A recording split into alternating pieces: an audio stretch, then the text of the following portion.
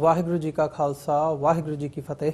America ਦੇ ਵਿੱਚੋਂ spectrum ਤੇ ਆਰਸੀਐਨ ਕੇਬਲ ਨੈਟਵਰਕ ਰਾਹੀਂ, ਕੈਨੇਡਾ ਦੇ ਵਿੱਚੋਂ ਬੈਲ 5 ਕੇਬਲ ਨੈਟਵਰਕ ਰਾਹੀਂ ਤੇ ਵਰਲਡ ਵਾਈਡ ਗਲੋਬਲ ਸੀਪੀਐਨ, ਜਾਦੂ, roku ਟੀਵੀ, ਸ਼ਾਵਾ ਟੀਵੀ, ਟੀਵੀ 84 ਦੀ ਵੈਬਸਾਈਟ ਤੋਂ ਆਨਲਾਈਨ ਸਟ੍ਰੀਮਿੰਗ ਜਾਂ ਫਿਰ ਫੇਸਬੁੱਕ ਰਾਹੀਂ ਸਾਡੇ ਨਾਲ ਜੁੜੇ ਹੋਏ ਸਾਰੇ ਦਰਸ਼ਕਾਂ ਦਾ ਮੈਂ ਅਮਰਵੀਰ ਸਿੰਘ ਅੱਜ ਦੇ ਇਸ ਸਪੈਸ਼ਲ ਪ੍ਰੋਗਰਾਮ ਵਿੱਚ ਖਾਸ ਤੌਰ ਤੇ ਸਵਾਗਤ ਕਰਦਾ।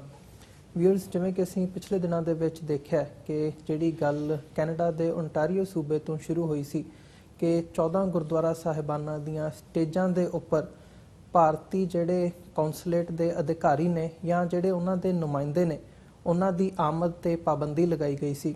ਉਸ ਤੋਂ ਬਾਅਦ ਉਹ ਲਾਈਨ ਚਲਦੀ ਯੂਕੇ ਦੇ ਵਿੱਚ ਜਿਹੜੇ ਗੁਰਦੁਆਰਾ ਸਾਹਿਬਾਨ ਨੇ ਉਹਨਾਂ ਵੱਲੋਂ ਵੀ ਇਹ ਲਾਈਨ ਲਈ ਗਈ ਹੈ ਤੇ 2 ਦਿਨ ਪਹਿਲਾਂ ਅਮਰੀਕਾ ਦੇ 96 ਗੁਰਦੁਆਰਾ ਸਾਹਿਬਾਨ ਤੇ ਪੰਥਕ ਜਥੇਬੰਦੀਆਂ ਵੱਲੋਂ ਇਹ ਫੈਸਲਾ ਲਿਆ ਗਿਆ ਕਿ ਅਮਰੀਕਾ ਦੇ ਵਿੱਚ ਵੀ ਜਿਹੜੇ ਸਥਿਤ ਗੁਰਦੁਆਰੇ ਨੇ ਉਹਨਾਂ ਦੇ ਵਿੱਚ ਕਿਸੇ ਵੀ ਆਰਐਸਐਸ ਦੇ ਨੁਮਾਇੰਦੇ ਜਾਂ ਇੰਡੀਅਨ ਗਵਰਨਮੈਂਟ ਦੇ ਜਿਹੜੇ ਅਫੀਸ਼ੀਅਲਸ ਨੇ ਜਾਂ ਉਹਨਾਂ ਦੇ ਜਿਹੜੇ ਨੁਮਾਇੰਦੇ ਨੇ ਉਹਨਾਂ ਨੂੰ ਗੁਰਦੁਆਰਿਆਂ ਦੀਆਂ ਸਟੇਜਾਂ ਤੇ ਆਉਣ ਨਹੀਂ ਦਿੱਤਾ ਜਾਵੇਗਾ। ਸੋ ਇਹ ਫੈਸਲਾ ਕਿੰਨਾ ਕਾਰਨਾਂ ਕਰਕੇ ਲਿਆ ਗਿਆ, ਇਹਦਾ ਪਿਛੋਕੜ ਕੀ ਹੈ ਤੇ ਆਉਣ ਵਾਲੇ ਸਮੇਂ ਦੇ ਵਿੱਚ ਇਹਦੇ ਪ੍ਰਭਾਵ ਕੀ ਪੈ ਸਕਦੇ ਨੇ, ਇਸ ਬਾਬਤ ਜਿਹੜੀ ਅੱਜ ਅਸੀਂ ਇਹ ਖਾਸ ਤੌਰ ਤੇ ਇੱਕ ਪੈਨਲ ਡਿਸਕਸ਼ਨ ਕਰਨ ਜਾ ਰਹੇ ਹਾਂ। ਇਸ ਪੈਨਲ ਡਿਸਕਸ਼ਨ ਦੇ ਵਿੱਚ ਸਾਡੇ ਨਾਲ ਅੱਜ ਮੁੱਖ ਤੌਰ ਤੇ ਈਸਟ ਕੋਸਟ ਸਿੱਖ ਕੋਆਰਡੀਨੇਸ਼ਨ ਕਮੇਟੀ ਦੇ ਕੋਆਰਡੀਨੇਟਰ ਸਰਦਾਰ ਹਿੰਮਤ ਸਿੰਘ, ਖਾਲਿਸਤਾਨ ਅਫੇਅਰਸ ਸੈਂਟਰ ਦੇ ਸੰਚਾਲਕ ਡਾਕਟਰ ਅਮਰਜੀਤ ਸਿੰਘ ਤੇ ਸਿੱਖਸ ਫॉर ਜਸਟਿਸ ਦੇ ਕੋਆਰਡੀਨੇਟਰ ਤੇ ਨਾਲ ਅਮਰੀਕਨ ਗੁਰਦੁਆਰਾ ਪ੍ਰਬੰਧਕ ਕਮੇਟੀ ਦੇ ਵਾਈਸ ਪ੍ਰੈਜ਼ੀਡੈਂਟ ਸਰਦਾਰ ਅਵਤਾਰ ਸਿੰਘ ਪੰਨੂ ਇੱਥੇ ਮੌਜੂਦ ਨੇ ਸਾਡੇ ਨਾਲ ਸਟੂਡੀਓ ਦੇ ਵਿੱਚ। ਆਓ ਇਹਨਾਂ ਦੇ ਨਾਲ ਮਿਲ ਕੇ ਅੱਜ ਦੀ ਜਿਹੜੀ ਵਿਚਾਰ ਚਰਚਾ ਹੈਗੀ ਹੈ ਉਹਦੀ ਸ਼ੁਰੂਆਤ ਕਰਦੇ ਹਾਂ। ਸਭ ਤੋਂ ਪਹਿਲਾਂ ਤੁਹਾਡਾ ਤਿੰਨਾਂ ਜਣਿਆਂ ਦਾ ਸਵਾਗਤ ਹੈ ਜੀ ਪ੍ਰੋਗਰਾਮ ਦੇ ਵਿੱਚ। ਵਾਹਿਗੁਰੂ ਜੀ ਕਾ ਖਾਲਸਾ ਵਾਹਿਗੁਰੂ ਜੀ ਕੀ ਫਤਿਹ। ਹਿੰਮਤ ਸਿੰਘ ਜੀ, ਸਾਰਿਆਂ ਤੋਂ ਪਹਿਲਾਂ ਸ਼ੁਰੂਆਤ ਤੁਹਾਡੇ ਤੋਂ ਕਰਨੀ ਚਾਹੂੰਗਾ ਮੈਂ, ਕਿਉਂਕਿ ਜਿਹੜਾ ਅਮਰੀਕਾ ਦੇ ਵਿੱਚ ਜਿਹੜਾ ਇਹ ਫੈਸਲਾ ਲਿਆ ਗਿਆ ਅਮਰੀਕਨ ਗੁਰਦੁਆਰਾ ਪ੍ਰਬੰਧਕ ਕਮੇਟੀ ਤੇ ਸਿੱਖ ਕੋਆਰਡੀਨੇਸ਼ਨ ਕਮੇਟੀ ਈਸਟ ਕੋਸਟ ਵੱਲੋਂ ਸਾਂਝੇ ਤੌਰ ਤੇ ਇਹ ਫੈਸਲਾ ਲਿਆ ਗਿਆ ਕਿ ਜਿਹੜੇ ਇੱਥੋਂ ਦੇ ਗੁਰਦੁਆਰਾ ਸਾਹਿਬਾਨ ਨੇ ਉਹਨਾਂ ਦੇ ਵਿੱਚ ਜਿਹੜੀ ਇਹ ਪਾਬੰਦੀ ਦੀ ਗੱਲ ਹੈ ਉਹ ਸਾਹਮਣੇ ਆਈ ਹੈ। ਸੋ ਸਾਰਿਆਂ ਤੋਂ ਪਹਿਲਾਂ ਤਾਂ ਮੈਂ ਇਹ ਜਿਹੜੇ ਰੈਜ਼ੋਲੂਸ਼ਨਸ ਨੇ ਇਹਨਾਂ ਬਾਰੇ ਹੀ ਤੁਹਾਡੇ ਕੋਲੋਂ ਜਾਣਨਾ ਚਾਹੂੰਗਾ, ਜੇ ਰੈਜ਼ੋਲੂਸ਼ਨਸ ਨੂੰ ਥੋੜਾ ਜਿਹਾ ਡਿਟੇਲ ਦੇ ਵਿੱਚ ਤੁਸੀਂ ਸਾਡੇ ਨਾਲ ਸਾਂਝਾ ਕਰ ਸਕੋ। ਜੀ हाँ, अमरवीर सिंह जी, देखो ये जो Sikh Coordination Committee East Coast और अमेरिकन गुरुद्वारा प्रबंधक कमेटी और 96 गुरुद्वारे ਜਿਹੜੇ ਅਮਰੀਕਾ ਦੇ ਆਲ ਓਵਰ ਬਸ ਰਹੇ ਆ ਉਹਨਾਂ ਸਮੁੱਚੇ ਗੁਰਦੁਆਰਿਆਂ ਵੱਲੋਂ ਸਿੱਖ ਸੰਗਤਾਂ ਵੱਲੋਂ ਪੰਥਕ ਦਾਦੀਆਂ ਵੱਲੋਂ ਰਲ ਕੇ ਜਿਹੜਾ ਇਹ ਫੈਸਲਾ ਲਿਆ ਗਿਆ ਆ। ਜਿਹੜੀ ਪਾਬੰਦੀ ਲਾਈ ਗਈ ਆ, ਜਿਹੜੇ ਭਾਰਤੀ ਸਰਕਾਰ ਦੇ ਨੁਮਾਇੰਦੇ ਹੋਣ ਜਾਂ ਕੌਂਸਲੇਟ ਜਾਂ ਕੋਈ ਵੀ ਕਿਸੇ ਕਿਸਮ ਦੀ ਜਿਹੜੀ ਆ ਉਹਨਾਂ ਦੀ ਜਿਹੜਾ ਉਹਨਾਂ ਦਾ ਏਜੰਡਾ ਆ ਭਾਰਤੀ ਸਿਸਟਮ ਦਾ ਉਹਨੂੰ ਲਾਗੂ ਕਰਨ ਵਾਸਤੇ ਗੁਰਦੁਆਰਿਆਂ ਦੇ ਵਿੱਚ ਆਉਣਗੇ ਤਾਂ ਉਹਨਾਂ ਵਾਸਤੇ ਪਾਬੰਦੀ ਲਾਈ ਗਈ ਆ। ਕਿਉਂਕਿ ਕਾਰਨ ਇਹਨਾਂ ਦੇ ਇਹ ਆ ਕਿ ਜਿਵੇਂ ਮੁੱਖ ਕਾਰਨ ਅਸੀਂ ਦਰਬਾਰ ਸਾਹਿਬ ਸ੍ਰੀ ਅੰਮ੍ਰਿਤਸਰ ਸਾਹਿਬ ਅਕਾਲ ਤਖਤ ਸਾਹਿਬ ਤੇ ਅਟੈਕ ਜਿਹੜਾ 1984 ਦੇ ਵਿੱਚ ਹੋਇਆ, ਉਸ ਤੋਂ ਉਪਰੰਤ ਜਿਹੜੇ 40 ਤੋਂ ਵੱਧ ਗੁਰਦੁਆਰੇ ਸਾਹਿਬਾਨ ਭਾਰਤ ਵਿੱਚ ਜਿਨ੍ਹਾਂ ਤੇ ਅਟੈਕ ਹੋਇਆ ਤੇ ਉਹਨਾਂ ਤੋਂ ਉਪਰੰਤ ਸਿੱਖ ਜੈਨੋਸਾਈਡ ਜਿਹੜੀ ਆਲ ਓਵਰ ਇੰਡੀਆ ਦੇ ਵਿੱਚ, ਦਿੱਲੀ ਦੇ ਵਿੱਚ ਔਰ ਪੰਜਾਬ ਦੇ ਵਿੱਚ 1984 ਦੇ ਵਿੱਚ ਹੋਈ ਆ ਜੀ। ਔਰ ਉਹਦੇ ਨਾਲ ਅਸੀਂ ਦੇਖਦੇ ਹਾਂ ਕਿ ਜਿਹੜੇ ਸਾਡੇ ਨੌਜਵਾਨ ਜਿਹੜੇ ਲੰਮਿਆਂ ਸਮਿਆਂ ਤੋਂ ਭਾਰਤੀ ਕਾਨੂੰਨ ਦੇ ਤਹਿਤ ਜੇਲ੍ਹਾਂ ਵੀ ਭੁਗਤ ਚੁੱਕੇ ਆ, ਅੱਜ ਵੀ ਉਹਨਾਂ ਨੂੰ ਰਿਹਾ ਨਹੀਂ ਕੀਤਾ ਜਾ ਰਿਹਾ। ਇੱਕ ਮੁੱਖ ਕਾਰਨ ਇਹ ਵੀ ਆ ਕਿ ਸਾਡੇ ਜਥੇਦਾਰ ਸ੍ਰੀ ਅਕਾਲ ਤਖਤ ਸਾਹਿਬ ਜਥੇਦਾਰ ਜਗਤਾਰ ਸਿੰਘ ਜੀ ਹਵਾਰਾ, ਉਹਨਾਂ ਦੇ ਉੱਤੇ ਜੇਲ੍ਹ ਦੇ ਅੰਦਰ ਜੋ ਉਹਨਾਂ ਦੇ ਨਾਲ ਕੀਤਾ ਜਾ ਰਿਹਾ ਆ ਅਣਮਨੁੱਖੀ ਤਸ਼ੱਦਦ, ਉਹ ਵੀ ਮੁੱਖ ਕਾਰਨ ਹੈਗਾ ਆ, ਜਿਹਦੇ ਵਿੱਚ ਉਹਨਾਂ ਦੇ ਡਾਕਟਰੀ ਇਲਾਜ ਨੂੰ ਲੈ ਕੇ ਉਹਨਾਂ ਦੀ ਬੈਕ ਦੀ ਪ੍ਰੋਬਲਮ ਹੈਗੀ ਆ, ਉਹਨਾਂ ਨੂੰ ਡਾਕਟਰੀ ਇਲਾਜ ਤੋਂ ਵਾਂਝਿਆ ਰੱਖਿਆ ਜਾ ਰਿਹਾ, ਉਹਨਾਂ ਦਾ ਇੱਕ ਸਿਆਸੀ ਕਤਲ ਕੀਤਾ ਜਾ ਰਿਹਾ ਜੇਲ੍ਹ ਦੇ ਵਿੱਚ। ਸੋ ਇਨਸਾਫ ਜਿਹੜਾ ਅੱਜ ਤੱਕ 1984 ਤੋਂ ਬਾਅਦ ਜਿਹੜਾ ਸਾਨੂੰ ਉਹ ਨਾ ਉਮੀਦ ਆ ਤੇ ਨਾ ਹੀ ਮਿਲਿਆ ਆ। ਸੋ ਕਮਿਸ਼ਨ ਤੇ ਕਮਿਸ਼ਨ ਬਿਠਾਏ, ਪਰ ਅੱਜ ਤੱਕ ਕਿਸੇ ਵੀ ਕਮਿਸ਼ਨ ਨੇ ਭਾਰਤ ਦੇ ਨੇ ਜਿਹੜੇ ਇਨਵੈਸਟੀਗੇਟ ਕਰਕੇ ਕੋਈ ਦੋਸ਼ੀ ਨੂੰ ਸਜ਼ਾ ਨਹੀਂ ਦਿੱਤੀ, ਕੋਈ ਜੇਲ੍ਹਾਂ 'ਚ ਨਹੀਂ ਡੱਕਿਆ। ਪਰ ਹੋਇਆ ਕਿ ਉਲਟ ਸਾਡੇ ਭਾਰਤੀ ਜਿਹੜੇ ਸਿਸਟਮ ਨੇ ਸਾਡੇ ਨੌਜਵਾਨਾਂ ਨੂੰ ਵਿਦੇਸ਼ੀ ਜੇਲ੍ਹਾਂ 'ਚੋਂ ਵਿਦੇਸ਼ਾਂ 'ਚੋਂ ਚੁੱਕ ਕੇ ਭਾਰਤ ਦੀਆਂ ਜੇਲ੍ਹਾਂ ਦੇ ਵਿੱਚ ਡੱਕ ਦਿੱਤਾ ਲੰਮੇ ਸਮਿਆਂ ਲਈ ਔਰ ਤਸ਼ੱਦਦ ਹੋ ਰਿਹਾ। ਸੋ ਇਹ ਕਾਰਨ ਆ ਕਿ ਜਿਨ੍ਹਾਂ ਦੇ ਨਾਲ ਜਿਵੇਂ ਭਾਰਤੀ ਜਿਹੜੇ ਕੌਂਸਲੇਟ ਆ ਉਹ ਅਮਰੀਕਾ ਦੇ ਗੁਰਦੁਆਰਿਆਂ ਦੇ ਵਿੱਚ ਜਦੋਂ ਐਡਰੈਸ ਹੋਣ ਲਈ ਆਉਂਦੇ ਆ, ਉਹ ਭਾਰਤੀ ਸਿਸਟਮ ਉਹਨਾਂ ਨੂੰ ਇੱਕ ਫਾਈਨੈਂਸ਼ੀਅਲੀ ਜਿਹੜੀ ਆ ਮਨੀ ਜਿਹੜਾ ਸਪੋਰਟ ਜਿਹੜੀ ਦਿੰਦਾ ਆ, ਜਿਹਦੇ ਨਾਲ ਉਹ ਆਪਣੇ ਏਜੰਟਾਂ ਨੂੰ ਸੈਟਲ ਕਰਕੇ ਗੁਰਦੁਆਰੇ ਸਾਹਿਬਾਨਾਂ ਦੇ ਵਿੱਚ ਜਿਹੜੇ ਕਿ ਮੁੱਖ ਕਾਰਨ ਗੁਰਦੁਆਰਿਆਂ ਦੇ ਵਿੱਚ ਲੜਾਈਆਂ ਦਾ ਬਣਦੇ ਆ। ਸੋ ਸਾਨੂੰ ਕੋਈ ਇਹਨਾਂ ਤੋਂ ਇਨਸਾਫ ਦੀ ਉਮੀਦ ਨਹੀਂ। ਸੋ ਇਹ ਕਾਰਨ ਆ ਕਿ ਜੇ ਉਹਨਾਂ ਨੂੰ ਅਸੀਂ ਗੁਰਦੁਆਰੇ ਦੀਆਂ ਸਟੇਟਾਂ ਤੋਂ ਦੂਰ ਰੱਖਿਆ ਜਾਵੇ ਤੇ ਤਾਂ ਸਾਡਾ ਕੁਛ ਨਾ ਕੁਛ ਸਿੱਖੀ ਦਾ ਜਿਹੜਾ ਆ ਸਾਡੀ ਕੌਮ ਦਾ ਭਲਾ ਹੋ ਸਕਦਾ। ਇਹ ਜਿਹੜੇ ਮਤੇ ਪਾਏ ਆ ਇਹ ਕੌਮ ਨੂੰ ਇੱਕ ਕੇਸਰੀ ਨਿਸ਼ਾਨ ਸਾਹਿਬ ਥੱਲੇ ਇੱਕ ਪਲੇਟਫਾਰਮ ਤੇ ਇਕੱਠਿਆਂ ਕਰਨ ਵਾਸਤੇ, ਕਿਉਂਕਿ ਵਰਲਡ ਵਾਈਜ਼ ਇਹ ਚਾਹੇ ਤੁਸੀਂ ਜਿਵੇਂ ਕੈਨੇਡਾ ਦੀ ਗੱਲ ਕੀਤੀ, ਅਮਰੀਕਾ ਦੇ 96 ਗੁਰਦੁਆਰੇ ਜਾਂ ਯੂਕੇ ਦੇ ਵਿੱਚ, ਅੱਜ ਮੇਰੀ ਆਸਟ੍ਰੇਲੀਆ ਦੇ ਵਿੱਚ ਵੀ ਗੱਲ ਹੋਈ ਆ ਔਰ ਇਟਲੀ ਦੇ ਵਿੱਚ, ਉਹਨਾਂ ਕੰਟਰੀਆਂ ਦੇ ਵਿੱਚ ਵੀ ਇਹ ਤਿਆਰੀ ਜਿਹੜੀ ਮਤਿਆਂ ਦੀ ਚੱਲ ਰਹੀ ਆ ਔਰ ਉਹ ਵੀ ਸਾਨੂੰ ਆਉਣ ਵਾਲੇ ਦਿਨਾਂ ਦੇ ਵਿੱਚ ਜਿਹੜੇ ਆ ਆਉਣ ਵਾਲੇ ਦਿਨਾਂ ਦੇ ਵਿੱਚ ਉਧਰੋਂ ਵੀ ਜਿਹੜੀ ਇਦਾਂ ਦੀ ਖਬਰ ਹੈ ਉਹ ਦੇਖਣ ਨੂੰ ਮਿਲ ਸਕਦੀ ਹੈ। ਪਰ ਹਿੰਮਤ ਸਿੰਘ ਜੀ, ਇੱਕ ਉੱਭਰਵੀਂ ਗੱਲ ਸਾਹਮਣੇ ਆ ਰਹੀ ਹੈ ਉਹ ਮੀਡੀਆ ਦੇ ਵਿੱਚ ਵੀ, ਤੇ ਖਾਸ ਤੌਰ ਤੇ ਜਦੋਂ ਕਿਸੇ ਇੰਡੀਅਨ ਸਰਕਲ ਦੇ ਵਿੱਚੋਂ ਜਿਹੜੀ ਇੱਕ ਕਾਊਂਟਰ ਆਰਗੂਮੈਂਟ ਸਾਹਮਣੇ ਆਉਂਦਾ ਕਿ ਗੁਰਦੁਆਰਿਆਂ ਦੇ ਵਿੱਚ ਗੁਰਦੁਆਰੇ ਸਭ ਦੇ ਸਾਂਝੇ ਆ, ਉੱਥੇ ਕਿਸੇ ਤੇ ਵੀ ਪਾਬੰਦੀ ਨਹੀਂ ਲਾਈ ਜਾ ਸਕਦੀ।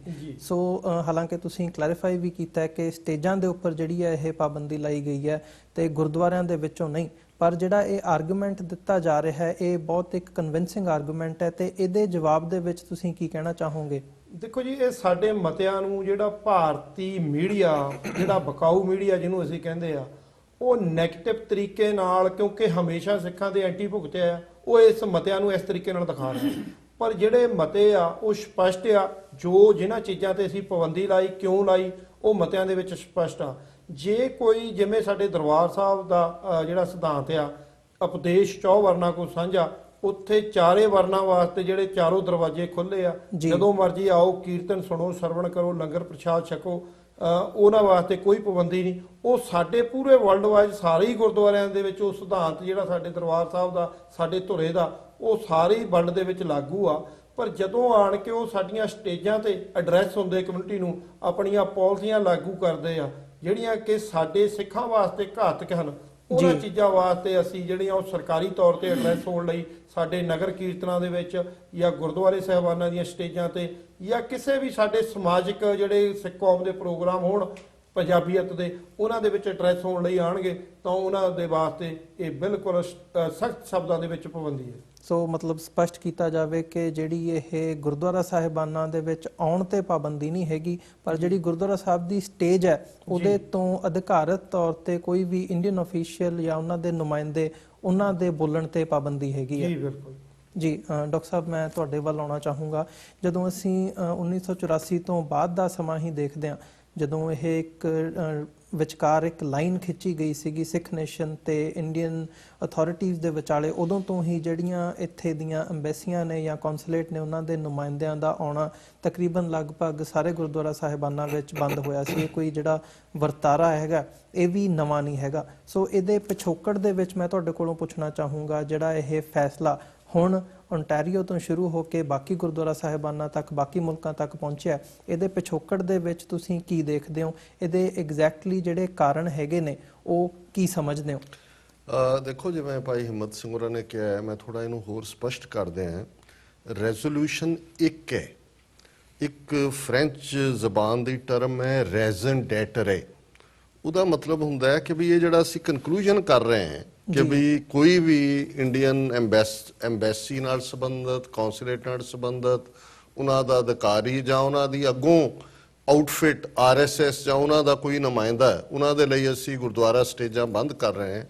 ਇਹਦਾ ਰੈਜ਼ਨ ਡੈਟਰੇ ਕੀ ਹੈ? ਔਰ ਉਹਦੇ 'ਚ 6 ਨੁਕਤੇ ਜਿਹੜੇ ਬੜੇ ਕਲੀਅਰਲੀ ਇਸ ਰੈਜ਼ੋਲੂਸ਼ਨ 'ਚ, ਜਿਸ ਦਾ ਆਧਾਰ ਪਹਿਲਾ ਜੂਨ 84 ਦਾ ਫੌਜੀ ਹਮਲਾ ਘੱਲੂਘਾਰ ਹੈ, ਫਿਰ ਨਵੰਬਰ 84 ਦਾ ਘੱਲੂਘਾਰ ਹੈ, ਫਿਰ ਜ਼ਾਹਰ ਹੈ ਕਿ ਜਿਨ੍ਹਾਂ ਨੇ ਈਵਨ ਜੇਲ੍ਹ ਟਰਮਸ ਪੂਰੀਆਂ ਕਰ ਲਈਆਂ ਉਹਨਾਂ ਨੂੰ ਨਾ ਛੱਡਣਾ ਜੀ। ਫਿਰ ਜਿਵੇਂ ਫੜ ਕੇ ਬਾਹਰੋਂ ਵੀ, ਭਾਵੇਂ ਜਗਤਾਰ ਸਿੰਘ ਜੱਗੀ ਜਾਂ ਕਿਸੇ ਦਾ ਨਾਂ ਨਹੀਂ ਲਿਆ ਗਿਆ, ਪਰ ਇਹ ਫੈਕਟ ਹੈ ਕਿ ਪਿਛਲੇ 2 ਮਹੀਨੇ 'ਚ 47 ਦੇ ਲਗਭਗ ਨੌਜਵਾਨ ਫੜ ਕੇ ਟੌਰਚਰ ਕੀਤੇ ਜਾ ਰਹੇ ਨੇ, ਇਸ ਦਾ ਜ਼ਿਕਰ ਹੈ। ਔਰ ਖਾਸ ਤੌਰ ਤੇ ਜਥੇਦਾਰ ਜਗਤਾਰ ਸਿੰਘ ਹਵਾਰਾ, ਜਿਨ੍ਹਾਂ ਨੂੰ 2015 ਦੇ ਸਰਬੱਤ ਖਾਲਸਾ ਨੇ ਜਥੇਦਾਰ ਥਾਪਿਆ, ਕਿਵੇਂ ਉਹਨਾਂ ਨੂੰ ਬੇਸਿਕ ਮੈਡੀਕਲ ਫੈਸਿਲਿਟੀਜ਼ ਤੋਂ ਔਰ ਦੂਸਰੇ ਜਿਹੜੇ ਉਹਨਾਂ ਦੇ ਜੇਲ੍ਹ ਮੈਨੂਅਲ ਦੇ ਮੁਤਾਬਕ ਅਧਿਕਾਰ ਨੇ, ਉਹਨਾਂ ਤੋਂ ਹੀ ਨਾ ਸਿਰਫ ਵਿਰਵੇ ਕੀਤਾ ਜਾ ਰਿਹਾ ਹੈ, ਪਰ ਬੜੇ ਇੱਕ ਸਿਸਟਮੈਟਿਕ ਤਰੀਕੇ ਨਾਲ ਉਹਨਾਂ ਦੀ ਡੈਥ ਕਾਜ਼ ਕੀਤੀ ਜਾ ਰਹੀ। ਪੋਲੀਟੀਕਲ ਡੈਥ ਤਾਂ ਉਦੋਂ ਹੁੰਦੀ ਹੈ ਜਦੋਂ ਤੁਸੀਂ ਬਦਨਾਮ ਵੀ ਕਰਦੇ ਹੋ ਵੀ ਤੁਸੀਂ ਸਾਡੇ ਜਥੇਦਾਰ ਨੂੰ ਦਹਿਸ਼ਤਗਰਦ ਕਹਿ ਰਹੇ ਹੋ, ਪਰ ਇਹ ਉਹਨਾਂ ਦੀ ਫਿਜ਼ੀਕਲ ਲਿਕੁਇਡੇਸ਼ਨ ਦਾ ਵੱਲ ਵੀ ਇਸ਼ਾਰਾ ਹੈ ਕਿ ਕਿਵੇਂ ਸਿਸਟਮੈਟਿਕ। ਔਰ ਇਸ ਬਾਰੇ ਆਲਰੇਡੀ ਇੱਕ ਪੈਟੀਸ਼ਨ ਜਿਹੜੀ ਹੈ ਸਿੱਖਸ ਫਾਰ ਜਸਟਿਸ ਨੇ ਇਨੀਸ਼ੀਏਟ ਕੀਤੀ। ਫਿਰ ਅਸੀਂ RSS ਦਾ ਪਾਰਟ ਦੇਖਦੇ ਹਾਂ।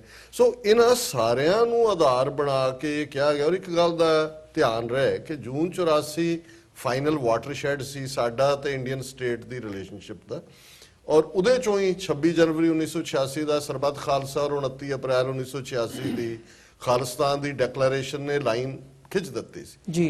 ਅਸੀਂ ਪੰਜਾਬ ਦੇ ਵਿੱਚ ਇੱਕ ਪੂਰੀ ਜਨਰੇਸ਼ਨ ਤਬਾਹ ਕਰਵਾਈ। ਉਸ ਦੀਆਂ ਲਿਸਟਾਂ ਕਿਨੇ ਕੀ ਕੀਤਾ Asia watch, human rights watch, Amnesty international ਨੇ ਛਾਪੀਆਂ। ਇੱਧਰ ਸਾਡੀ ਦੁਸ਼ਮਣ ਸਟੇਟ ਨੇ, ਇੰਡੀਅਨ ਸਟੇਟ ਨੇ ਬਲੈਕ ਲਿਸਟਾਂ ਦੀ ਲਾਈਨ ਸ਼ੁਰੂ ਕੀਤੀ। ਸੈਂਕੜਿਆਂ ਨਹੀਂ ਹਜ਼ਾਰਾਂ ਦੀ ਗਿਣਤੀ 'ਚ ਜਿਹੜੇ ਸਿੱਖ ਹਿਊਮਨ ਰਾਈਟਸ ਲਈ ਖਲੋਣ ਵਾਲੇ ਸੀ ਉਹਨਾਂ ਨੂੰ ਬਲੈਕ ਲਿਸਟ ਕੀਤਾ ਗਿਆ। ਔਰ ਹੁਣ ਦੇ ਦੌਰ ਦੇ ਵਿੱਚ ਜਿਹੜਾ ਇਹ ਐਕਸ਼ਨ ਹੈ, ਜਿਹੜਾ ਕਿ ਜਿਵੇਂ ਤੁਸੀਂ ਕਿਹਾ ਵੀ ਵੈਸੇ ਵੀ ਇਸ ਸਾਰੇ ਪੀਰੀਅਡ 'ਚ ਕੋਈ ਐਮਬੈਸਡਰ ਜਾਂ ਕੌਂਸੂਲੇਟ ਦਾ ਦੂਜੇ ਵੈਲਕਮ ਨਹੀਂ ਸੀ, ਪਰ ਇਹਦੇ ਬਾਵਜੂਦ ਇਸ ਗੱਲ ਦੇ ਸਬੂਤ ਨੇ ਕਿ ਕਿਵੇਂ ਉਹਨਾਂ ਨੇ ਗੁਰਦੁਆਰਿਆਂ ਦੀਆਂ ਮੈਨੇਜਮੈਂਟ 'ਚ ਇੰਟਰਫੀਅਰੈਂਸ ਕੀਤੀ, ਕਿਵੇਂ ਜਿਹੜੇ ਅਨਅਕਾਊਂਟਡ ਮਨੀ ਉਹਨਾਂ ਨੂੰ ਬਲੈਕ ਮਨੀ ਮਿਲਦੀ ਹੈ ਸਟੇਟ ਤੋਂ, ਉਹਦੇ ਥੱਲੇ ਉਹ ਏਜੰਟ ਖਰੀਦਦੇ ਨੇ। 에ਅਰ ਇੰਡੀਆ ਦਾ ਹਾਦਸਾ ਕੈਨੇਡਾ 'ਚ ਤੁਸੀਂ ਸੌਫਟ ਟਾਰਗੇਟ ਕਿਤਾਬ ਜਿਹੜੀ 2 ਜਰਨਲਿਸਟ ਨੇ ਟੋਰਾਂਟੋ ਸਟਾਰ ਔਰ ਗਲੋਬ ਐਂਡ ਮੇਲ ਨੇ ਲਿਖੀ ਆ, ਉਹ ਪੜ੍ਹ ਲਓ ਕਿ ਕਿਵੇਂ ਗੁਰਦੁਆਰਿਆਂ ਦੇ ਵਿੱਚ ਸਿੱਧੀ ਇੰਟਰਫੇਰੈਂਸ। ਔਰ ਪਿਛਲੇ 30 ਸਾਲ ਤੋਂ ਪੰਥਕ ਲਾਈਫ 'ਚ ਹੋਣ ਦੇ ਨਾਤੇ ਮੈਂ ਕੋਸਟ ਟੂ ਕੋਸਟ ਦੇਖਦਾ ਹਾਂ, ਅਮਰੀਕਾ 'ਚ, ਕੈਨੇਡਾ 'ਚ, ਜਿੱਥੇ ਖਾਲਿਸਤਾਨ ਦੀ ਗੱਲ ਹੁੰਦੀ ਹੈ, ਜਿੱਥੇ ਪੰਥਕ ਗੱਲ ਹੁੰਦੀ ਹੈ, ਉੱਥੇ ਇਹਨਾਂ ਦੀ ਇੰਟਰਫੀਅਰੈਂਸ ਹੈ, ਲੜਾਈ ਝਗੜੇ ਨੇ, ਔਰ ਉਹ ਸਾਰਾ ਪਾਰਟ ਹੈ। ਸੋ ਮੈਂ ਸਮਝਦਾ ਵੀ ਹੁਣ ਇਹ ਜਿਹੜੀ ਲਾਈਨ ਡਰਾ ਕੀਤੀ ਗਈ ਹੈ, ਪਹਿਲੀ ਗੱਲ ਤੇ ਇਹਨੂੰ ਮਿਸਇੰਟਰਪ੍ਰੀਟ ਇੰਡੀਅਨ ਮੀਡੀਆ ਐਜ਼ ਯੂਜੂਅਲ ਉਹਨਾਂ ਦੇ 3-3 ਫੁੱਟੇ 3.5 ਫੁੱਟੇ ਐਂਕਰਾਂ ਉਛਲ ਰਹੇ ਨੇ। ਪਹਿਲੀ ਗੱਲ ਇਹ ਹੈ ਵੀ ਇਹ ਕੋਈ ਮਜ਼ਹਬੀ ਲਾਈਨ ਤੇ ਨਹੀਂ ਹੈ। ਜੇ ਤਾਂ ਅਸੀਂ ਇਹ ਕਹਿੰਦੇ ਕਿ ਜੀ ਇੰਡੀਅਨ ਹਾਈ ਕਮਿਸ਼ਨ ਜਾਂ ਕੌਂਸੂਲੇਟ ਦੇ ਸਿੱਖ ਬੰਦੇ ਆ ਸਕਦੇ ਨੇ, ਦੂਜੇ ਨਹੀਂ ਆ ਸਕਦੇ, ਸੋ ਜ਼ਾਹਰ ਹੈ ਵੀ ਇਹ ਲਾਈਨ ਕਲੀਅਰਲੀ ਖਿੱਚੀ ਹੈ ਕਿ ਵੀ ਆਲਰੇਡੀ ਜਿਹੜੀ ਖਾਲਿਸਤਾਨ ਦੀ ਲੜਾਈ ਕੌਮ ਨੇ ਵਿੱਢੀ ਹੋਈ ਹੈ, ਅਸੀਂ ਉਸ ਫਾਈਨਲ ਪੜਾਅ ਤੇ ਪਹੁੰਚ ਗਏ ਹਾਂ ਕਿ you are not welcome here. ਤੁਹਾਡੀ ਆਪਣੀ ਔਰ ਕੰਮ ਵੀ ਕੀ ਹੈ ਉਹਨਾਂ ਦਾ ਗੁਰਦੁਆਰਿਆਂ 'ਚ ਜੀ ਦੇਖਣ ਵਾਲੀ ਗੱਲ ਇਹ ਹੈ। ਔਰ ਕਈ ਵਾਰ ਸਾਡੇ ਇੱਥੇ ਬੈਠੇ ਭਰਾ ਭੈਣਾਂ ਨੂੰ ਆਪਣੇ ਹੱਕਾਂ ਦਾ ਨਹੀਂ ਪਤਾ। ਜਦੋਂ ਇਹ ਆਪਣੇ ਕ੍ਰੈਡੈਂਸ਼ੀਅਲਸ ਦਿੰਦੇ ਨੇ ਐਜ਼ ਅ ਡਿਪਲੋਮੈਟ, ਇਹ ਇੰਡੀਅਨ ਸਟੇਟ ਨੂੰ ਰਿਪਰੈਜ਼ੈਂਟ ਕਰਦੇ ਨੇ ਔਰ ਉਹ ਸਿਰਫ ਇੰਡੀਅਨ ਸਿਟੀਜ਼ਨਸ ਨਾਲ ਡੀਲ ਕਰ ਸਕਦੇ। ਉਹਨਾਂ ਦਾ ਕੋਈ ਲਾਗਾ ਦੇਗਾ ਅਮਰੀਕਨ, ਕੈਨੇਡੀਅਨ ਜਾਂ ਬ੍ਰਿਟਿਸ਼ ਸਿਟੀਜ਼ਨਸ ਦੇ ਨਾਲ ਨਹੀਂ ਹੈ। ਔਰ ਉਹ ਤਾਂ ਵੀਜ਼ਾ ਔਰ ਪਾਸਪੋਰਟ ਨੂੰ ਐਜ਼ ਅ ਵੈਪਨ ਯੂਜ਼ ਕਰ ਰਹੇ ਨੇ, ਪਿਛਲੇ 33 ਸਾਲ ਤੋਂ ਕਰ ਰਹੇ ਨੇ, ਬਲੈਕਮੇਲ ਕਰਨ ਦੇ ਲਈ ਵੀ ਔਰ ਵੀਜ਼ਾ ਡਿਨਾਈ ਕਰਨ ਦੇ ਲਈ ਵੀ। ਸੋ ਮੈਂ ਸਮਝਦਾ ਵੀ ਇਹ ਜਿਹੜਾ ਫੈਸਲਾ ਲਿਆ ਔਰ ਇਹ ਮੁਬਾਰਕ ਫੈਸਲਾ ਹੈ, ਇਹ ਮੱਚ ਬਿਫੋਰ ਆ ਜਾਣਾ ਚਾਹੀਦਾ ਸੀ। ਪਰ ਕਿਉਂਕਿ ਜਿਵੇਂ ਤੁਸੀਂ ਕਿਹਾ ਵੀ ਅਨਆਫੀਸ਼ੀਅਲੀ ਪਹਿਲਾਂ ਹੀ ਇਹ ਕੋਈ ਡੇਅਰ ਨਹੀਂ ਸੀ ਕਰਦੇ ਆਉਣ ਦਾ, ਪਰ ਇਹ ਜਿਹੜੇ ਇਹਨਾਂ ਨੇ ਬੈਕਡੋਰ ਚੈਨਲ ਲੱਭੇ ਸੀ ਜਾਂ ਹੁਣ ਥੋੜਾ ਰਸਤਾ ਬਣਾ ਰਹੇ ਸੀ, ਜਾਂ ਕਪਤਾਨ ਨੇ ਕਿਹਾ ਜੀ ਇੰਗਲੈਂਡ ਦੇ ਵਿੱਚ ਗੋ ਟੂ ਦਾ ਰੂਟਸ ਪ੍ਰੋਗਰਾਮ ਅਸੀਂ ਸ਼ੁਰੂ ਕਰ ਰਹੇ ਹਾਂ ਜੀ ਯੂਥ ਦੇ ਨਾਲ ਦੂਜਾ। ਸੋ ਇਹ ਫੀਅਰ ਸੀ ਕਿ ਇਹ ਇਹਨਾਂ ਨੇ ਗੁਰਦੁਆਰਿਆਂ 'ਚ ਝਗੜੇ ਪਾਏ ਨੇ, ਇਹ ਇੰਟਰਫੀਅਰ ਕਰ ਰਹੇ ਨੇ। ਔਰ ਜਗਮੀਤ ਸਿੰਘ ਦੀ ਚੋਣ ਕਿਵੇਂ ਇਹਨਾਂ ਦੇ ਕੀ ਕੰਮ ਹੈ ਇੰਡੀਅਨ ਕੌਂਸੂਲੇਟ ਜਾਂ ਉਹਨਾਂ ਦੇ ਆਊਟਫਿਟਸ ਦਾ ਕਿ ਉਹ ਜਾ ਕੇ ਕੈਂਪੇਨ ਕਰਨਗੇ ਜੀ ਜਗਮੀਤ ਸਿੰਘ ਨੂੰ ਬਣਨ ਨਹੀਂ ਦੇਣਾ।